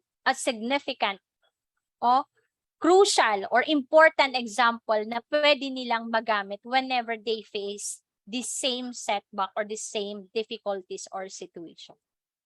Ayan. So may model na sila paano gawin or harapin yung isang mahirap na bagay. Ayan. So, ayan po, no? Next naman, that is with kids. Yung sa mga nasa elementary. How about naman po sa mga nasa high school? Syempre iba, no? Iba po yung mga ways natin how to teach our kids with certain characters, values, depending on their age. Dahil meron tayong tinatawag na developmental stage. May kanya-kanyang concerns, needs, and ways of responding to these concerns, needs, and changes sa bawat developmental stage. Yung parenting mo nung bata siya or nung nasa elementary siya might not be effective anymore kapag siya ay nag-puberty or kapag siya ay nasa adolescent stage na. Kasi iba na din yung way of thinking niyan. At may mga pagbabago sa kanya biologically, no, mentally, emotionally, na hindi katulad nung siya ay nasa elementary days or uh, nasa stage na pagiging bata. Okay? So, una is to establish and maintain positive relationships. Ito po yung mga number one na concerns ng mga adolescents or teens natin.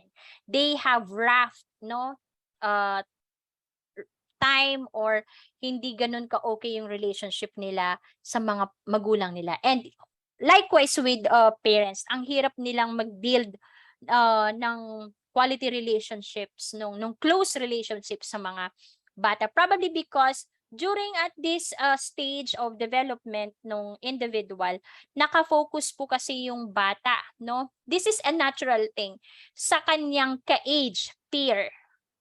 Okay? Ayan. So, unang-una is to have or establish, maintain positive relationship with your adolescent or with your teen. And cultivating positive relationships with your teen is critical to develop grit. Ayan. One way is to focus on your teen's strength. Napapansin niyo po, kapag nagdadalaga at nagbibinata yung mga bata, very sensitive sila. No? Or kaya yung mga teens natin, mga adolescents nila, it's a natural thing. Biologically speaking, totoo po na emotional sila because yung rational part of their brain is not developed yet. Nagde-develop po ang rationality ng individuals, nagpo-fully develop po ito at the age of 25. So driven pa siya ng emosyon niya. Kaya po nagiging sensitive yung mga adolescents and teens natin. No? Emotionally reacting sila. Because biologically speaking, mas una pong nagde-develop yung part ng emotions nila. Dahil hindi pa ganun ka-develop yung rationale nila or the ability to think, rationalize things. No po? So there. Sabi nga po, instead of focusing on the things na mali sa kanila or yung naging napupuna, ito, ingat-ingat po tayo sa pagpuna at pagnag sa mga ating mga anak at this stage kasi they take it personally. Kahit na sabihin mo you have the good intentions, pero kasi biologically wired sila. Biologically wired kasi sila sa kanilang emotions kasi hindi pa nga ganun ka-develop yung kanilang way of rationalizing things. One way is to focus on your teen's strengths. No? So instead of focusing po sa kanilang kamalian, no? Hindi ko naman sinasabi na walain mo yung kanilang kamalian. You can actually approach that on a positive way. Try instead to recognize their more positive traits. No? And also, take time to engage in the positive activities with your teen. Kapag may problema po, hindi po nakakatulong na agad-agad nyo silang pinapagalitan. Kasi very sensitive yan very emotional, reactive yan. So, they don't actually see it objectively. Iba yung tingin, iba yung pagtitake nila kapag lagi natin silang pinapagalitan at nakadepende pa yan paano tayo na nagagalit sa kanila. Hindi ko naman sinasabi na wag kang magalit. What I mean is focus on the things na paano natin ma-address yung behavior on a positive way. Appropriate sa changes, no? And developmental changes na nagti-takes place sa age nila. Pangalawa, help your teen find his passion. Okay? Teens today feel that they should excel in everything. Di po ba? Music, sports, academics, ano po? And of course, to be popular as well. However, most of us are not wired to be strong in every area. So that's why na importante po for us na tulungan yung ating teen, no? To find her strengths and grow yung passion in an area na importante sa kanya. Hindi yung pinupush natin siya sa isang bagay na ayaw naman niya. No? Kasi mag-create lang yun ng frustrations and guilt sa kanya. Dalawa po yung mapo-form na guilt sa kanya. Pag di niya nagawa, guilt niya na na-fail niya kayo. Pero kahit na nagawa niya, guilt niya na ginagawa niya yung isang bagay na alam naman niya na hindi nagsiserve well sa kanya at hindi nagbibigay ito ng kasiyahan sa kanya. Dahil ayaw niya yung isang bagay. Diba? So either way. Okay? So, it is when we feel, of course, passionate about goal that grit can grow. Diba? Doon sa definition ng grit, passion. So we need to help our kids to find their passion. Kasi sabi nga, we feel passionate about a goal, then that's where the grit can grow. For example, ano po, kapag ang ating mga anak, no, if our child has a passion for cooking, then let him cook dinner for our family or for your family. Pwede naman yon. At least, nabuboost mo pa yung kanyang interest, no? Or if he loves animals, then you can help him find, ano po yung mga different works, no? On animal shelter or the like, no? Pero bakit, or what if your teen does not have a passion? Paano yon? That happens po. Kasi may maraming mga bata na hindi pa talaga nila nakikita yung kung ano talaga yung gusto nilang gawin. What you can do is to expose your teen to different activities. Doon nila matatry, doon nila may experience. And because of experience of that thing, doon nila malalaman na, gusto ko to, passionate ako sa ganitong activity. Okay? Paano natin malalaman na passionate sila sa isang bagay? If they stick on it. And it is also okay if your teen does not have a passion. Huwag kang ma-anxious. Huwag kang ma-frustrate. That's okay. That's normal. That's valid. Wala pa siya sa turning point niya. No? Wala pa siya sa path na yon. As we all know, everything is a work in progress. So also remember, na pushing them to find their passion this is about your teens' goals and passion at hindi ito yung goals mo or passion mo na hindi mo na-meet noon. Be clear on that. Kasi baka mamaya nami-misguide mo yung anak mo na napipressure mo siya sa isang bagay na hindi pala para sa kanya. Pero yung satisfaction mo na yung frustrations mo over your dreams, over your unmet goals, no, ay naipapasa mo unknowingly sa kanya, unconsciously. Okay? Next is, make it about growth. Send the message to your teen that her abilities are changeable. Ibig sabihin, kung ano man yung gusto niyang i-hone sa sarili niya, makakaya niya yung i-hone. Gaya ng sinabi ko, yung belief na mahina sa math o English ang isang individual, that is a characteristic of a fixed mindset. Sino nagsabing mahina, di ba? Pinaniwalaan niya na mahina and therefore, naging mahina siya. But, if we challenge that belief, and makagawa siya ng change dun sa performance niya on that particular subjects or activities, malaking tulong at learning sa kanya yon. Okay? And tell your teen that the neurons in her brain actually grow stronger when she engages in challenging tasks. Tama po ito, totoo po ito. According to study, when we go through challenging tasks and we persist and persevere on doing it, nai-improve po niya yung neurons natin. And that way, we can watch our kids, our teens, becoming more willing to take on and stick with hard things. Ayan. Pang-apat is to balance your high expectations with support.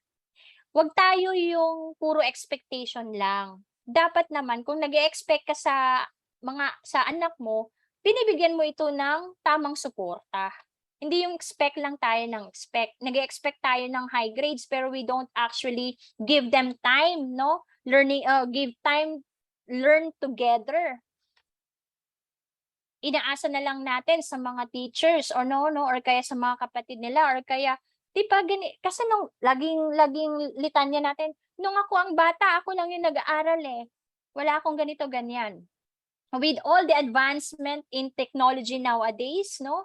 Ayan, pwede pa natin, sabihin pa natin, lahat na, one click away, nandiyan na lahat, aaralin mo na lang, ganito. Iba pa rin po when you do it together.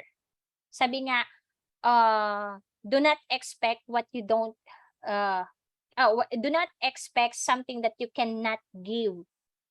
Ayan. So if you are expecting high grades, then you must also give support, no? Para makakuha siya ng high grades or para makapag-perform siya well at school.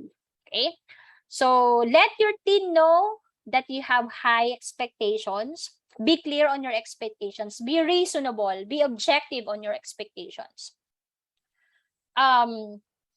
This being objective, no, ay para sa kanya na mai-demonstrate, para sa kanya na mai-demonstrate mo yung willingness mo na masuportahan at matulungan mo siya along the way.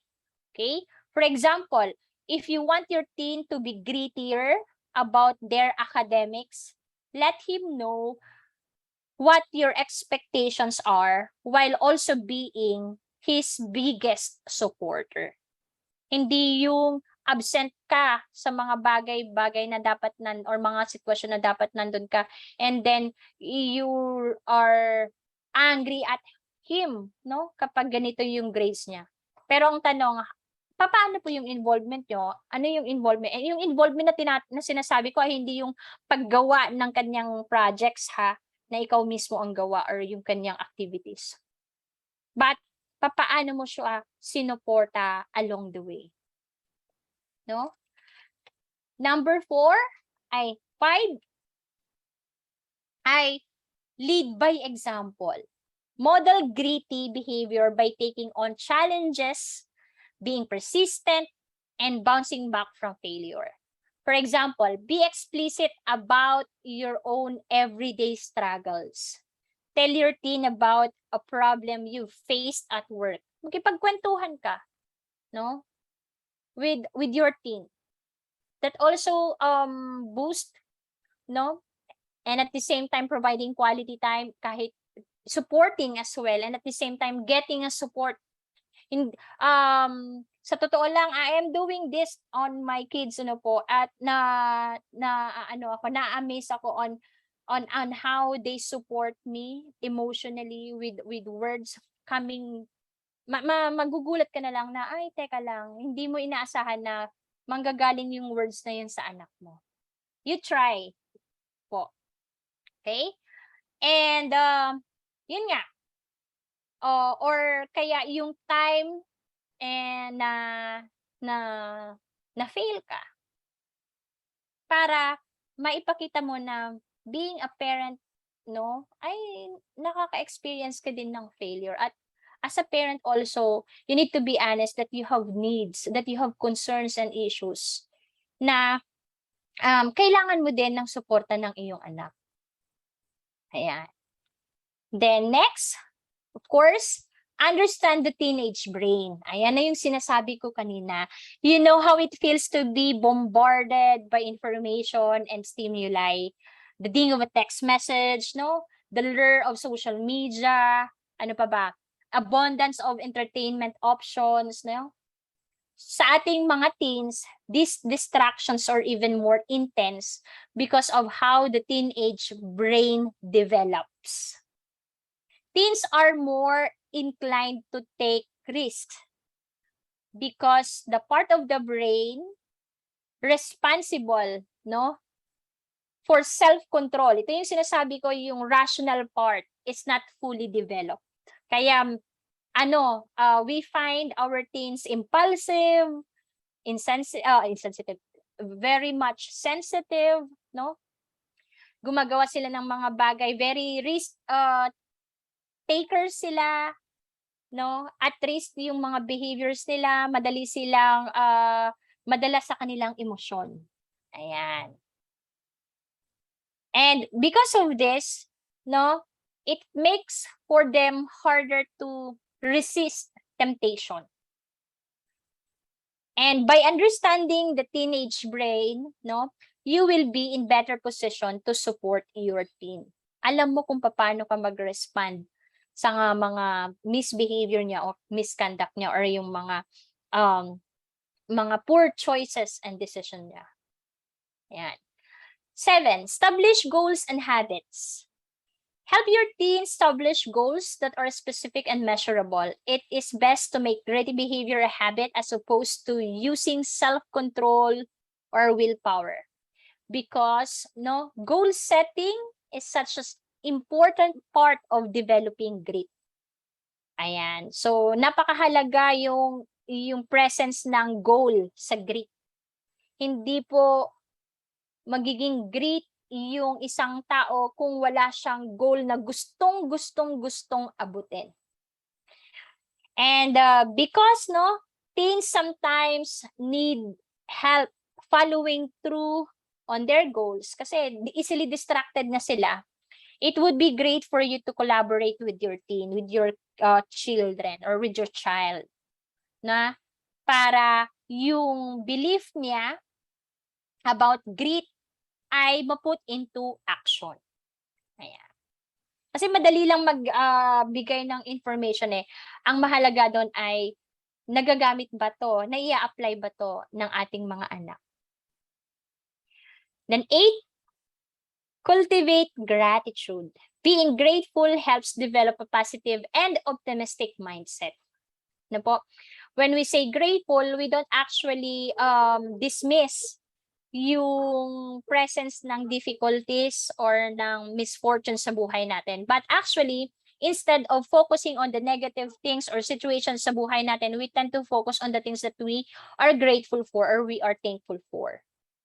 So this way, it makes us easier or your teen easier to be gritty when she or he encounter the less than positive.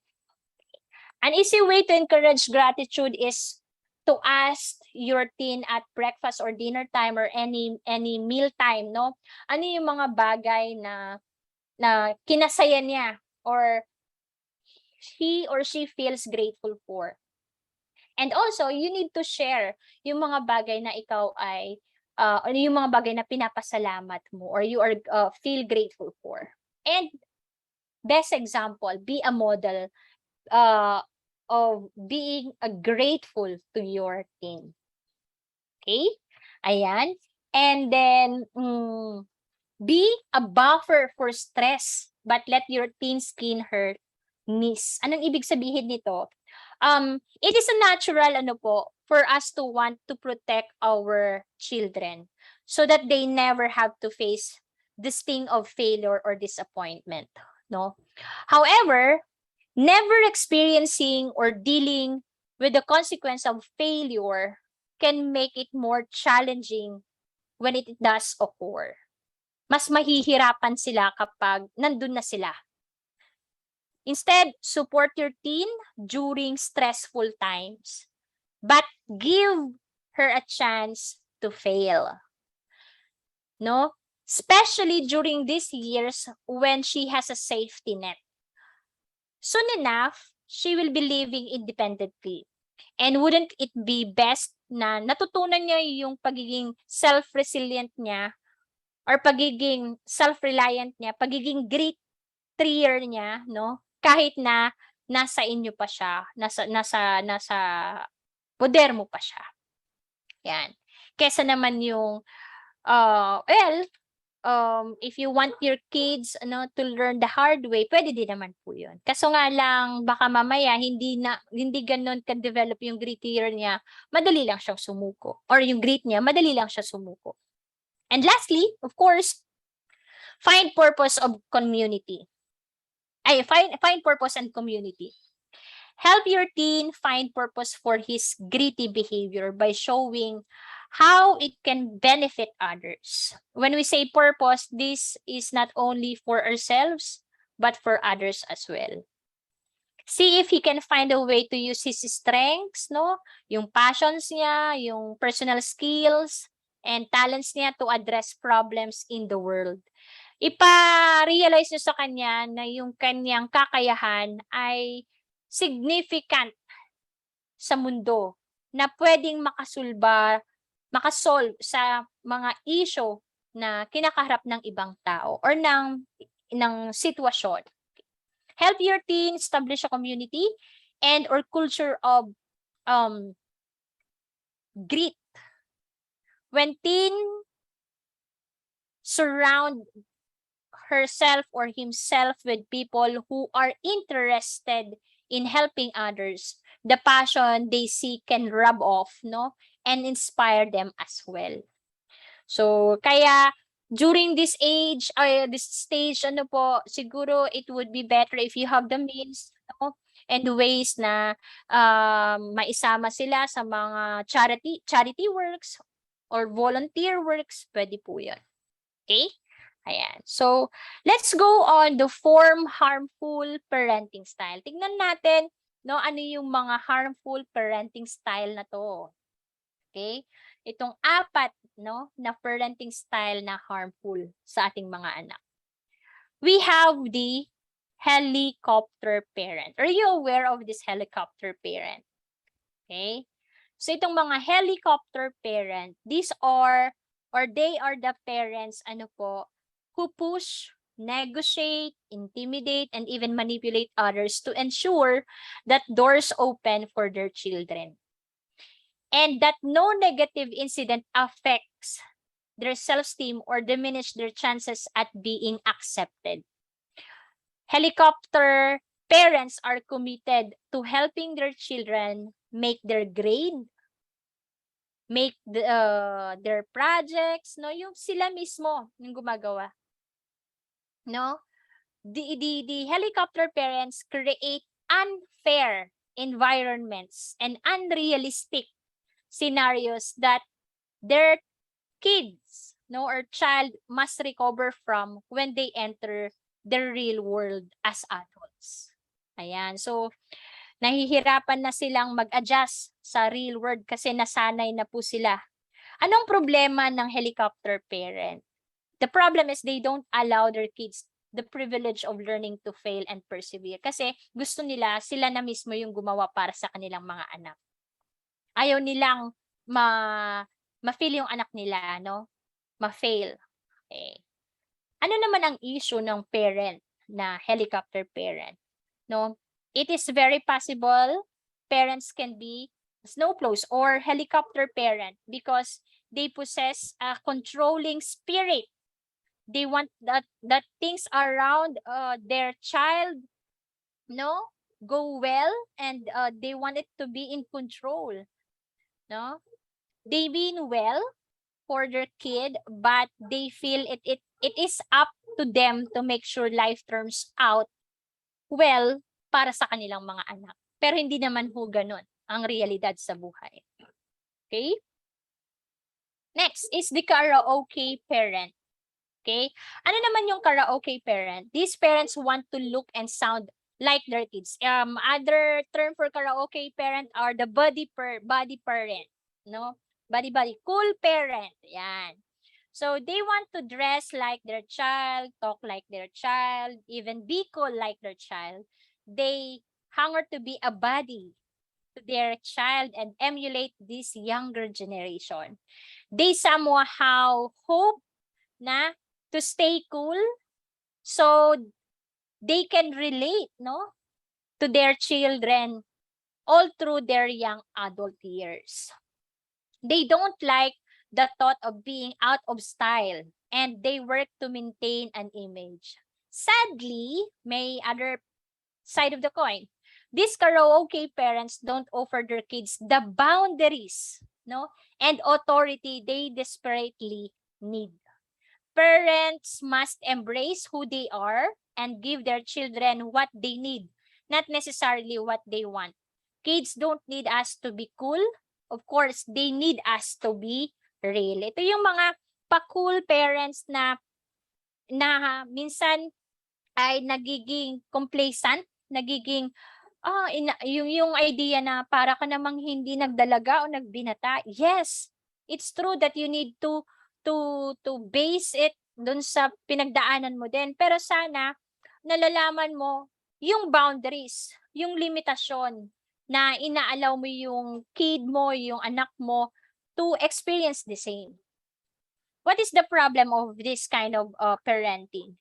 They don't provide their kids the clear parameters that build security and esteem. You know, boundaries, limitations, and parameters actually nade-develop mo sa bata na ano yung mga bagay na or yung respect on others' boundaries and others' parameters, no?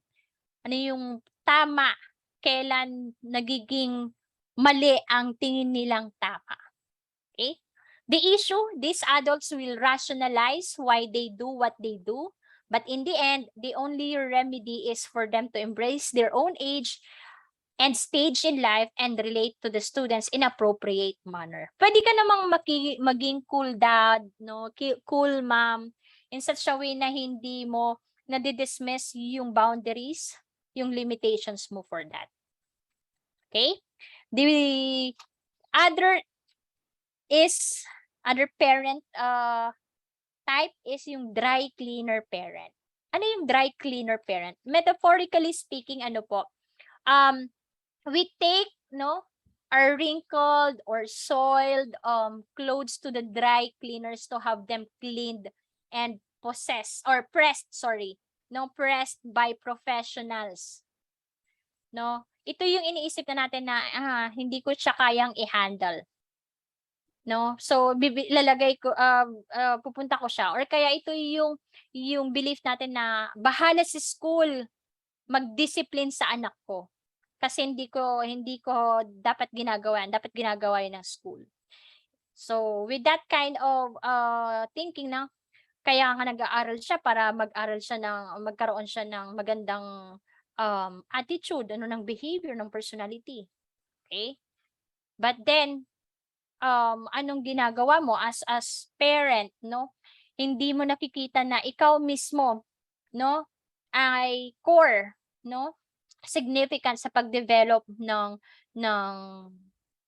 valued and appropriate behavior or values or attitudes or traits sa anak natin. So anong problem? Dry cleaner parents don't furnish their kids the mentoring and authentic face-to-face time they require. Hindi sila nakikipag-usap, hinahayaan nila na ibang taong makipag-usap in behalf of them. Ano yung issue?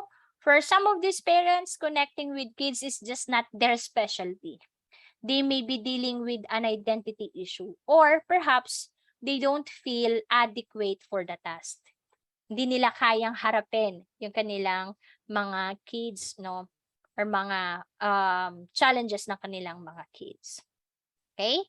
Last is the volcano parent. These parents can burst into rage. Ayan. Like yung Incredible Hulk, no? If they are back into the corner. They erupt like volcano. Bakit? Dahil life has not turned out as they planned. Ito yung sinasabi kanina na na parents that have high expectation but don't actually support or make themselves available to their children. No? They'll write papers for their children. Yeah, they do homeworks too.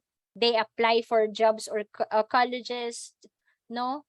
Para lang din siya yung helicopter parent.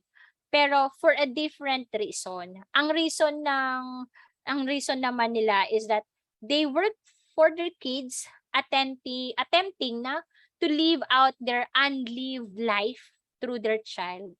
So dahil hindi sila naging successful, gusto nila na maging successful din yung anak nila on certain thing na dinidisregard nila at dinidisregard nila yung kagustuhan at kakayahan ng anak nila, and at the same time they are being on a rage kapag yung bata hindi nagagawa yung ine-expect nila na maging yung bata. Okay? So they want so much for their child to make it because that kid is their last hope of leaving some sort of name or legacy for themselves. They have unrealized dreams or baggage inside that they never deal with in a healthy way. Sadly, they don't provide the healthy model or environment young people long for. Okay. Ayan, ano yung problem dito? These parents have unrealized dream from their past. And at times, these are unhealthy past. Anong issue? The child represents the best way for the adult parent, no, or teacher to accomplish the dream that they gave up on years earlier, even if it is vicariously done. Ayan. So, ayan po, no. So, it's about time to reflect, introspect. How are we dealing with our kids? How are we parenting our kids? But like I said before, there's no such as perfect parenting. It's never too late, no, to reflect, to introspect, and at the same time to change, no, yung mga nakikita nating not so good na ways and means natin. Gaya po ng sinabi ko, tao lang din tayo.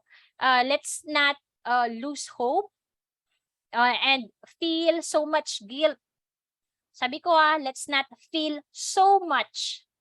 Okay lang po na ma-feel na guilty tayo. Dapat lang na ma-feel natin na guilty tayo. Para that's an opening door for us to realize, to think of other ways, particularly positive ways of dealing our kids and involving to our kids' life, especially on their learning process. Pero feeling too much guilty is not a good thing. Mas lalo kang mapupush doon kapag tinitignan mo yung sarili mo na ang dami mo nang nagawang mali para sa anak mo. We all do mistakes at all level, at all stage sa buhay natin. Ganon din po yung mga anak natin. No, what we can do is to accept these mistakes, look at it, reflect on it, accept it, believe it as an opportunity. Take it as an opportunity to learn and develop more ourselves, our relationships with our kids. Ayan. So, what about positive parenting techniques? Una, get to the root of the behavior. Wag po yung behavior agad or yung bata agad yung tinitignan natin, yung na-judge natin. The thing to remember is the behavior itself is simply the symptom. Symptom lang yan. Sign yan ng isa pang problema or isa pang concern na hindi na talaga natin na-attend or we are unaware of. Our challenge as parent is figuring out what's really underneath that frustrating behavior. Okay? Children push our buttons as a way to gain our attention. Kaya yan nagmi-misbehave dahil hindi niya na mai-communicate ng maayos because of that feeling of maybe unaccepted, no, na pag sinabi niya yon or kaya ma-neglect siya or ma-reject siya. Marami ding battles na fears yung ating mga anak kaya sila nagmi-misbehave or a lot of influence and factors, no. Pero ibig sabihin when our kids are misbehaving, meaning to say our kids really needs our attention. Okay? Because the truth is, if a child doesn't receive our attention in positive ways, when they will find ways, tama po, they will find ways to get any attention they can, even if it's negative. Ayan. Ayan po. Okay? Be consistent. While we can't always control life happening, it's best to maintain consistent routines, schedules, and expectations in your home. No, the majority of the time. Hindi naman as always, but please, majority of the time. How is your morning routine? Kamusta po ng mga morning routine? May mga morning routine ba kayo sa mga kids ninyo? Sa akin, ang morning routine ko sa mga kids ko is when they get up, they should make their bed. Make their beds, no? Mini-make sure ko yan. Ayan. So, yung mga simpleng ganon. Ano po? And if your children are expected to make their beds, no, brush their teeth and get dressed before eating breakfast, then maintain this routine every day, kahit po sa Saturday and Sunday. Maintain the same schedule on weekends and holidays. That way, you won't have to experience the backslide, no, sa susunod na araw or when Monday comes. Okay? Ayan. Next po is say no to rewards. Hindi sa nagiging madamot tayo. We can actually rewards our kids in so many ways. But if we are talking about tangible material things, siguro we should need to think twice. Rewards sound positive, but the truth is they do more harm than good and can lead to major dose of entitlement down the road.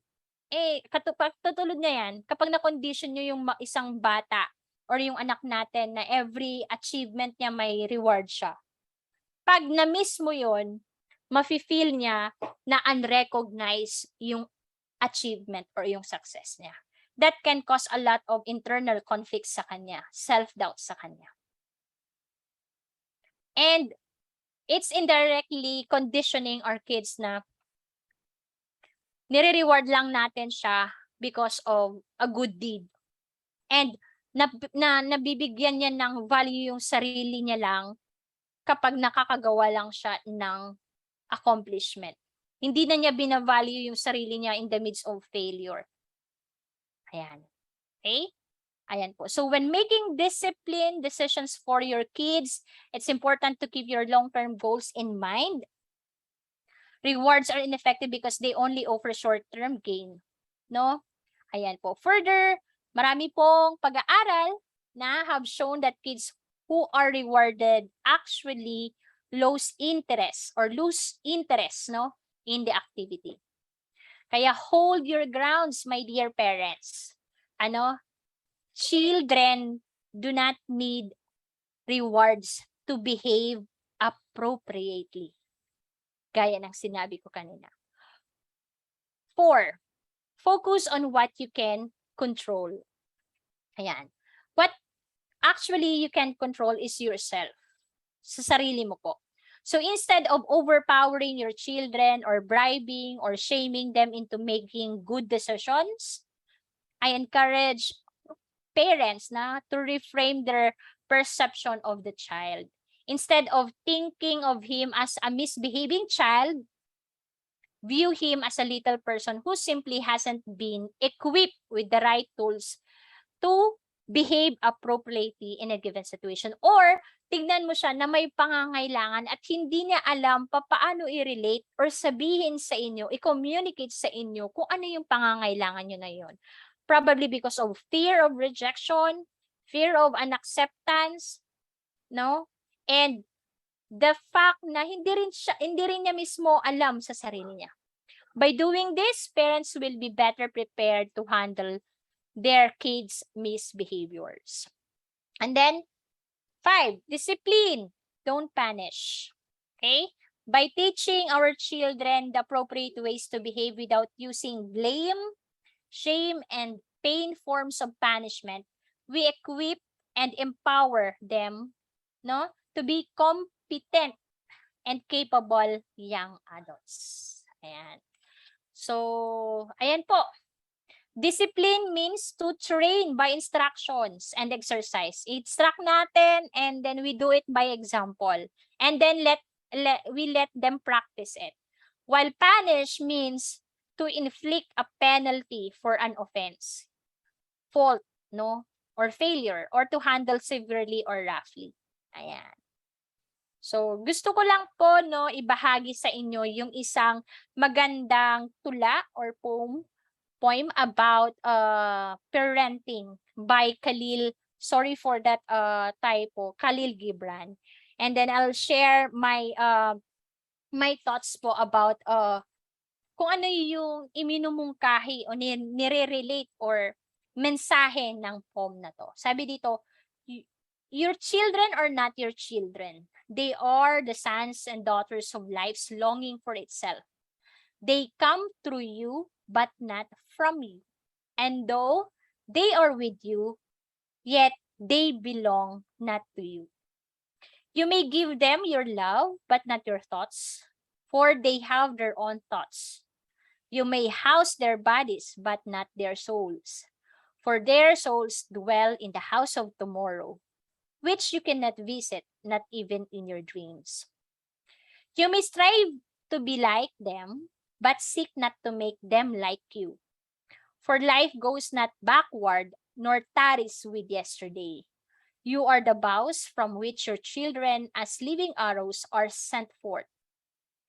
The archer sees the mark upon the path of the infinite, and he bends you with his might, that his arrows may go swift and far. Let your bending in the archer's hand be for gladness, for even as he loves the arrow that flies, so he loves also the bow that is stable. Meron ho tayong dalawang mensahe dito sa poem na to. Ito yung sinasabi niya that parents are the stewards, not the owners of their children.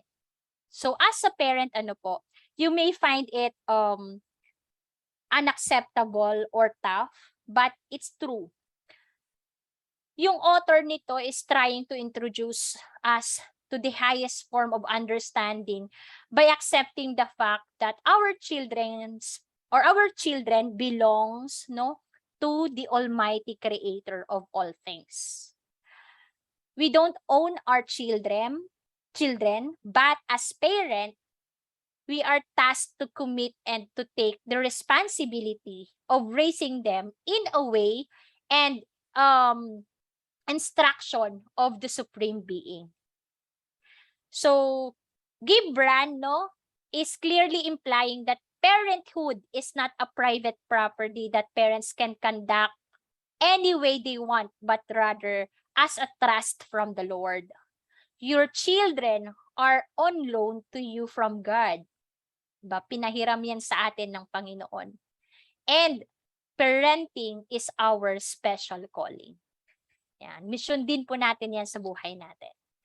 Pangalawang mensahe is yung the metaphor of the archer and the arrows.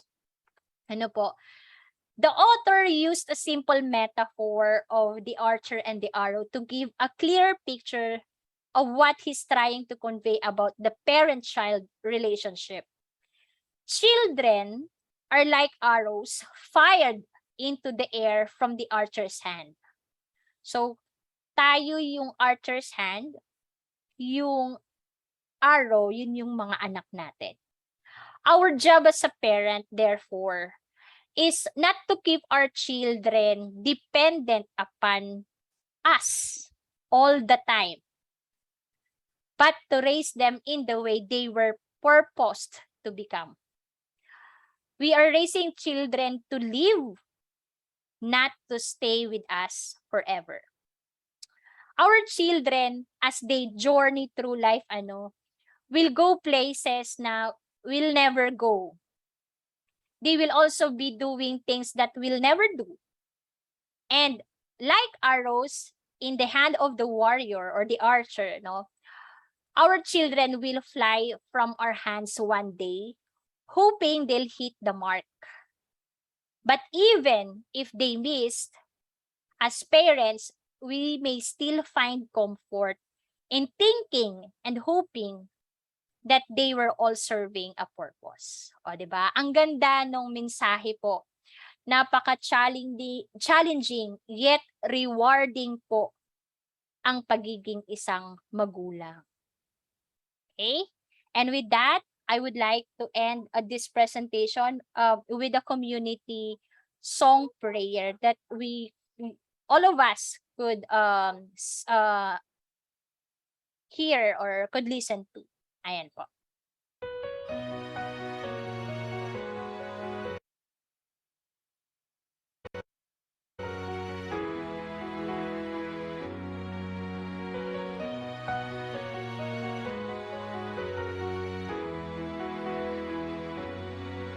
Lord, I want my kids to know straight and narrow road.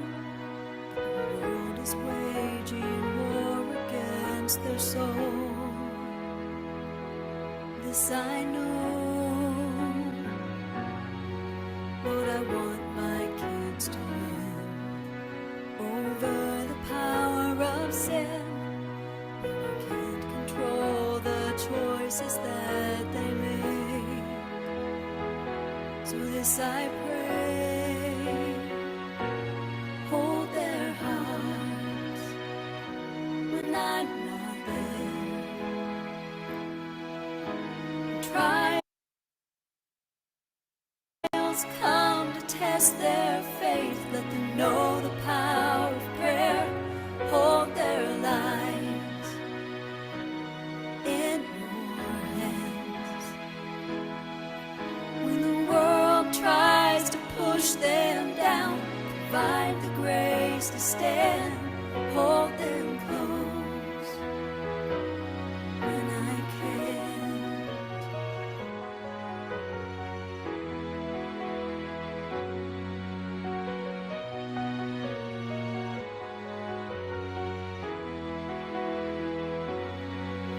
Lord, I want my kids to be living life victoriously.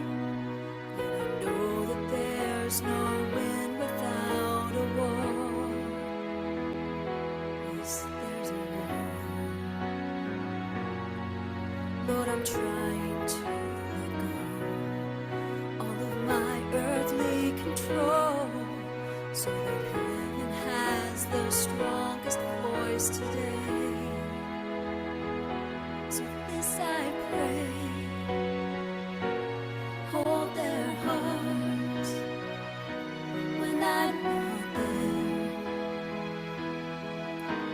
Trials come to test their faith. Let them know the power of prayer. Hold their lives in your hands. When the world tries to push them down, provide the grace to stand. Hold them close when I can. Lord, you know I try the best I can. There's one thing I understand: I'm not the savior they need to know. And I'm not so blind that I can't see that the greatest place for them to be is not my arms, but your mighty hand, mighty hand. Hold their hearts when I'm not there. Trials come to test their faith. Let them know the power of prayer. Hold their lives in your hands. When the world tries to push them down, provide the grace to stand. Hold them close when I can. Hold them close when I can.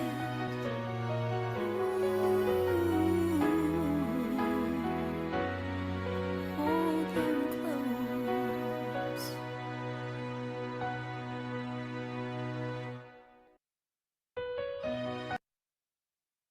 Ayan po. So, if you want to know more how to develop grit with our kids and even kung gusto natin ma-develop ang grit natin, here are the reference po na pwede natin. And pwede nating gamitin. Dito ko din po kinuha yung mga ibang diniscuss ko sa inyo. And with that, I would like to thank everyone po for this opportunity to have with you. Maraming salamat po. God bless everyone. Great parents, great teachers, and great administrators. God bless po. Thank you. Thank you, Mrs. De La Cruz, for that very insightful talk. Hopefully, this will serve as a big help for a more holistic approach to learners' development that will help them thrive even in the difficult times with grit and resilience to face every challenges and opportunities that will come on their way. And now, we will be opening the floor for the question and answer portion. Our speaker is going to answer the questions submitted earlier during the presentation. Reminder that you can still submit questions through chat or comment box. Please follow this format as you send your question. Kindly indicate your name, level of your child, and your question. Again, you can still submit questions through our chat box. Kindly indicate your name, the level of your child, and your question.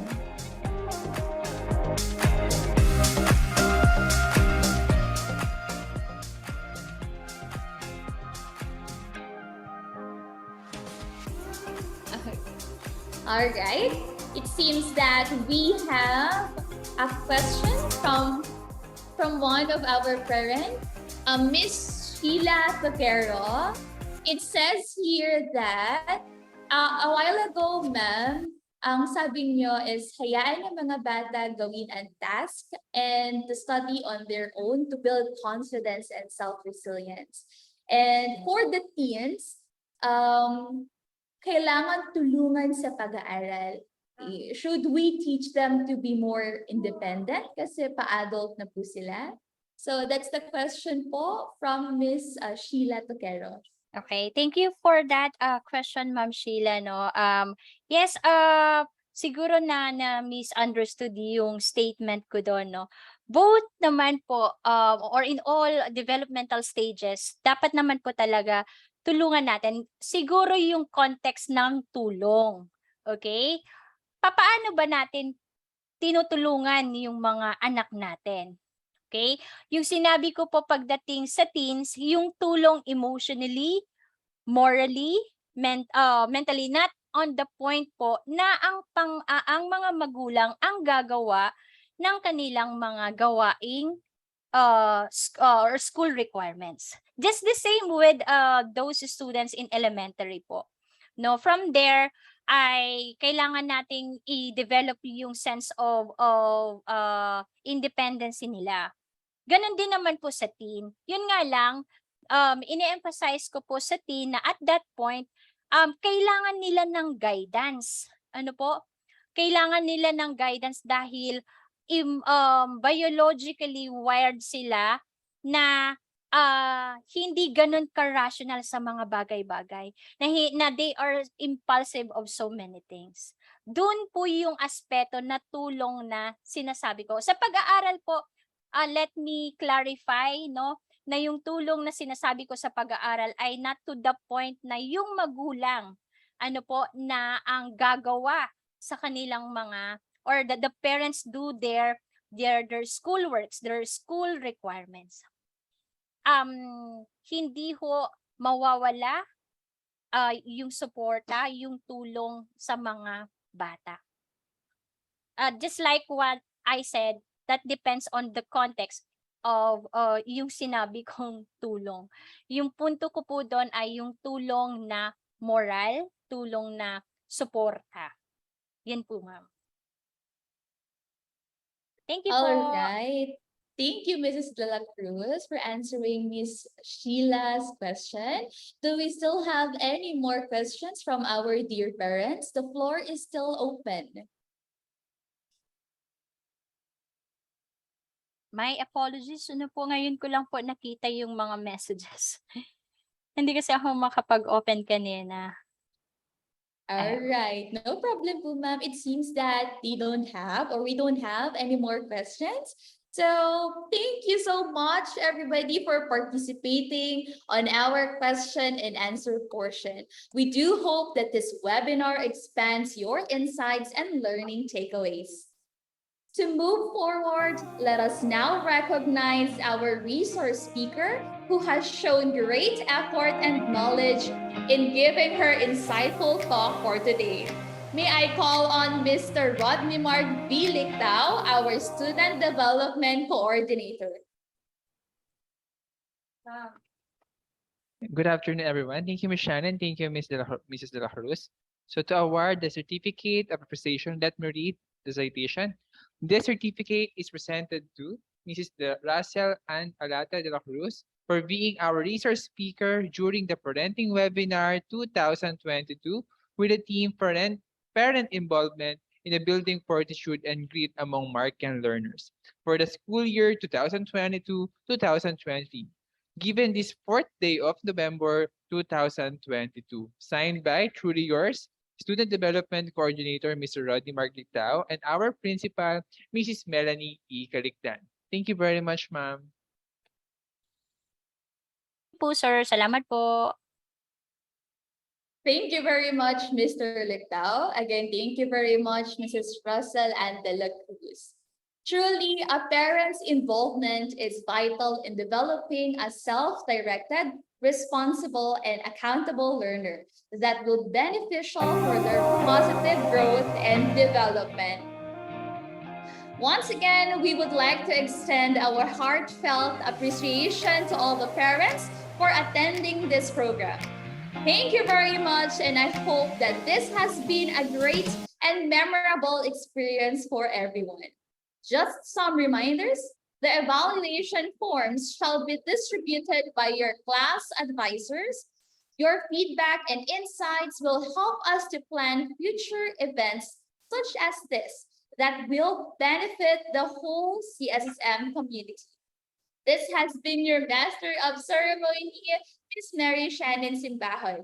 It has been my pleasure to join you today.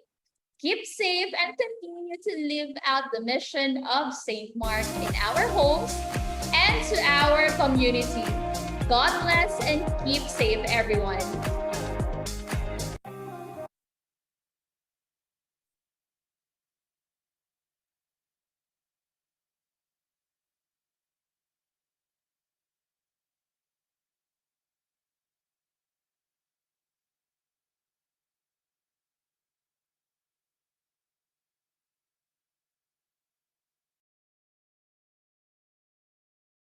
Thank you po, Pangam, sir. Permission to leave po.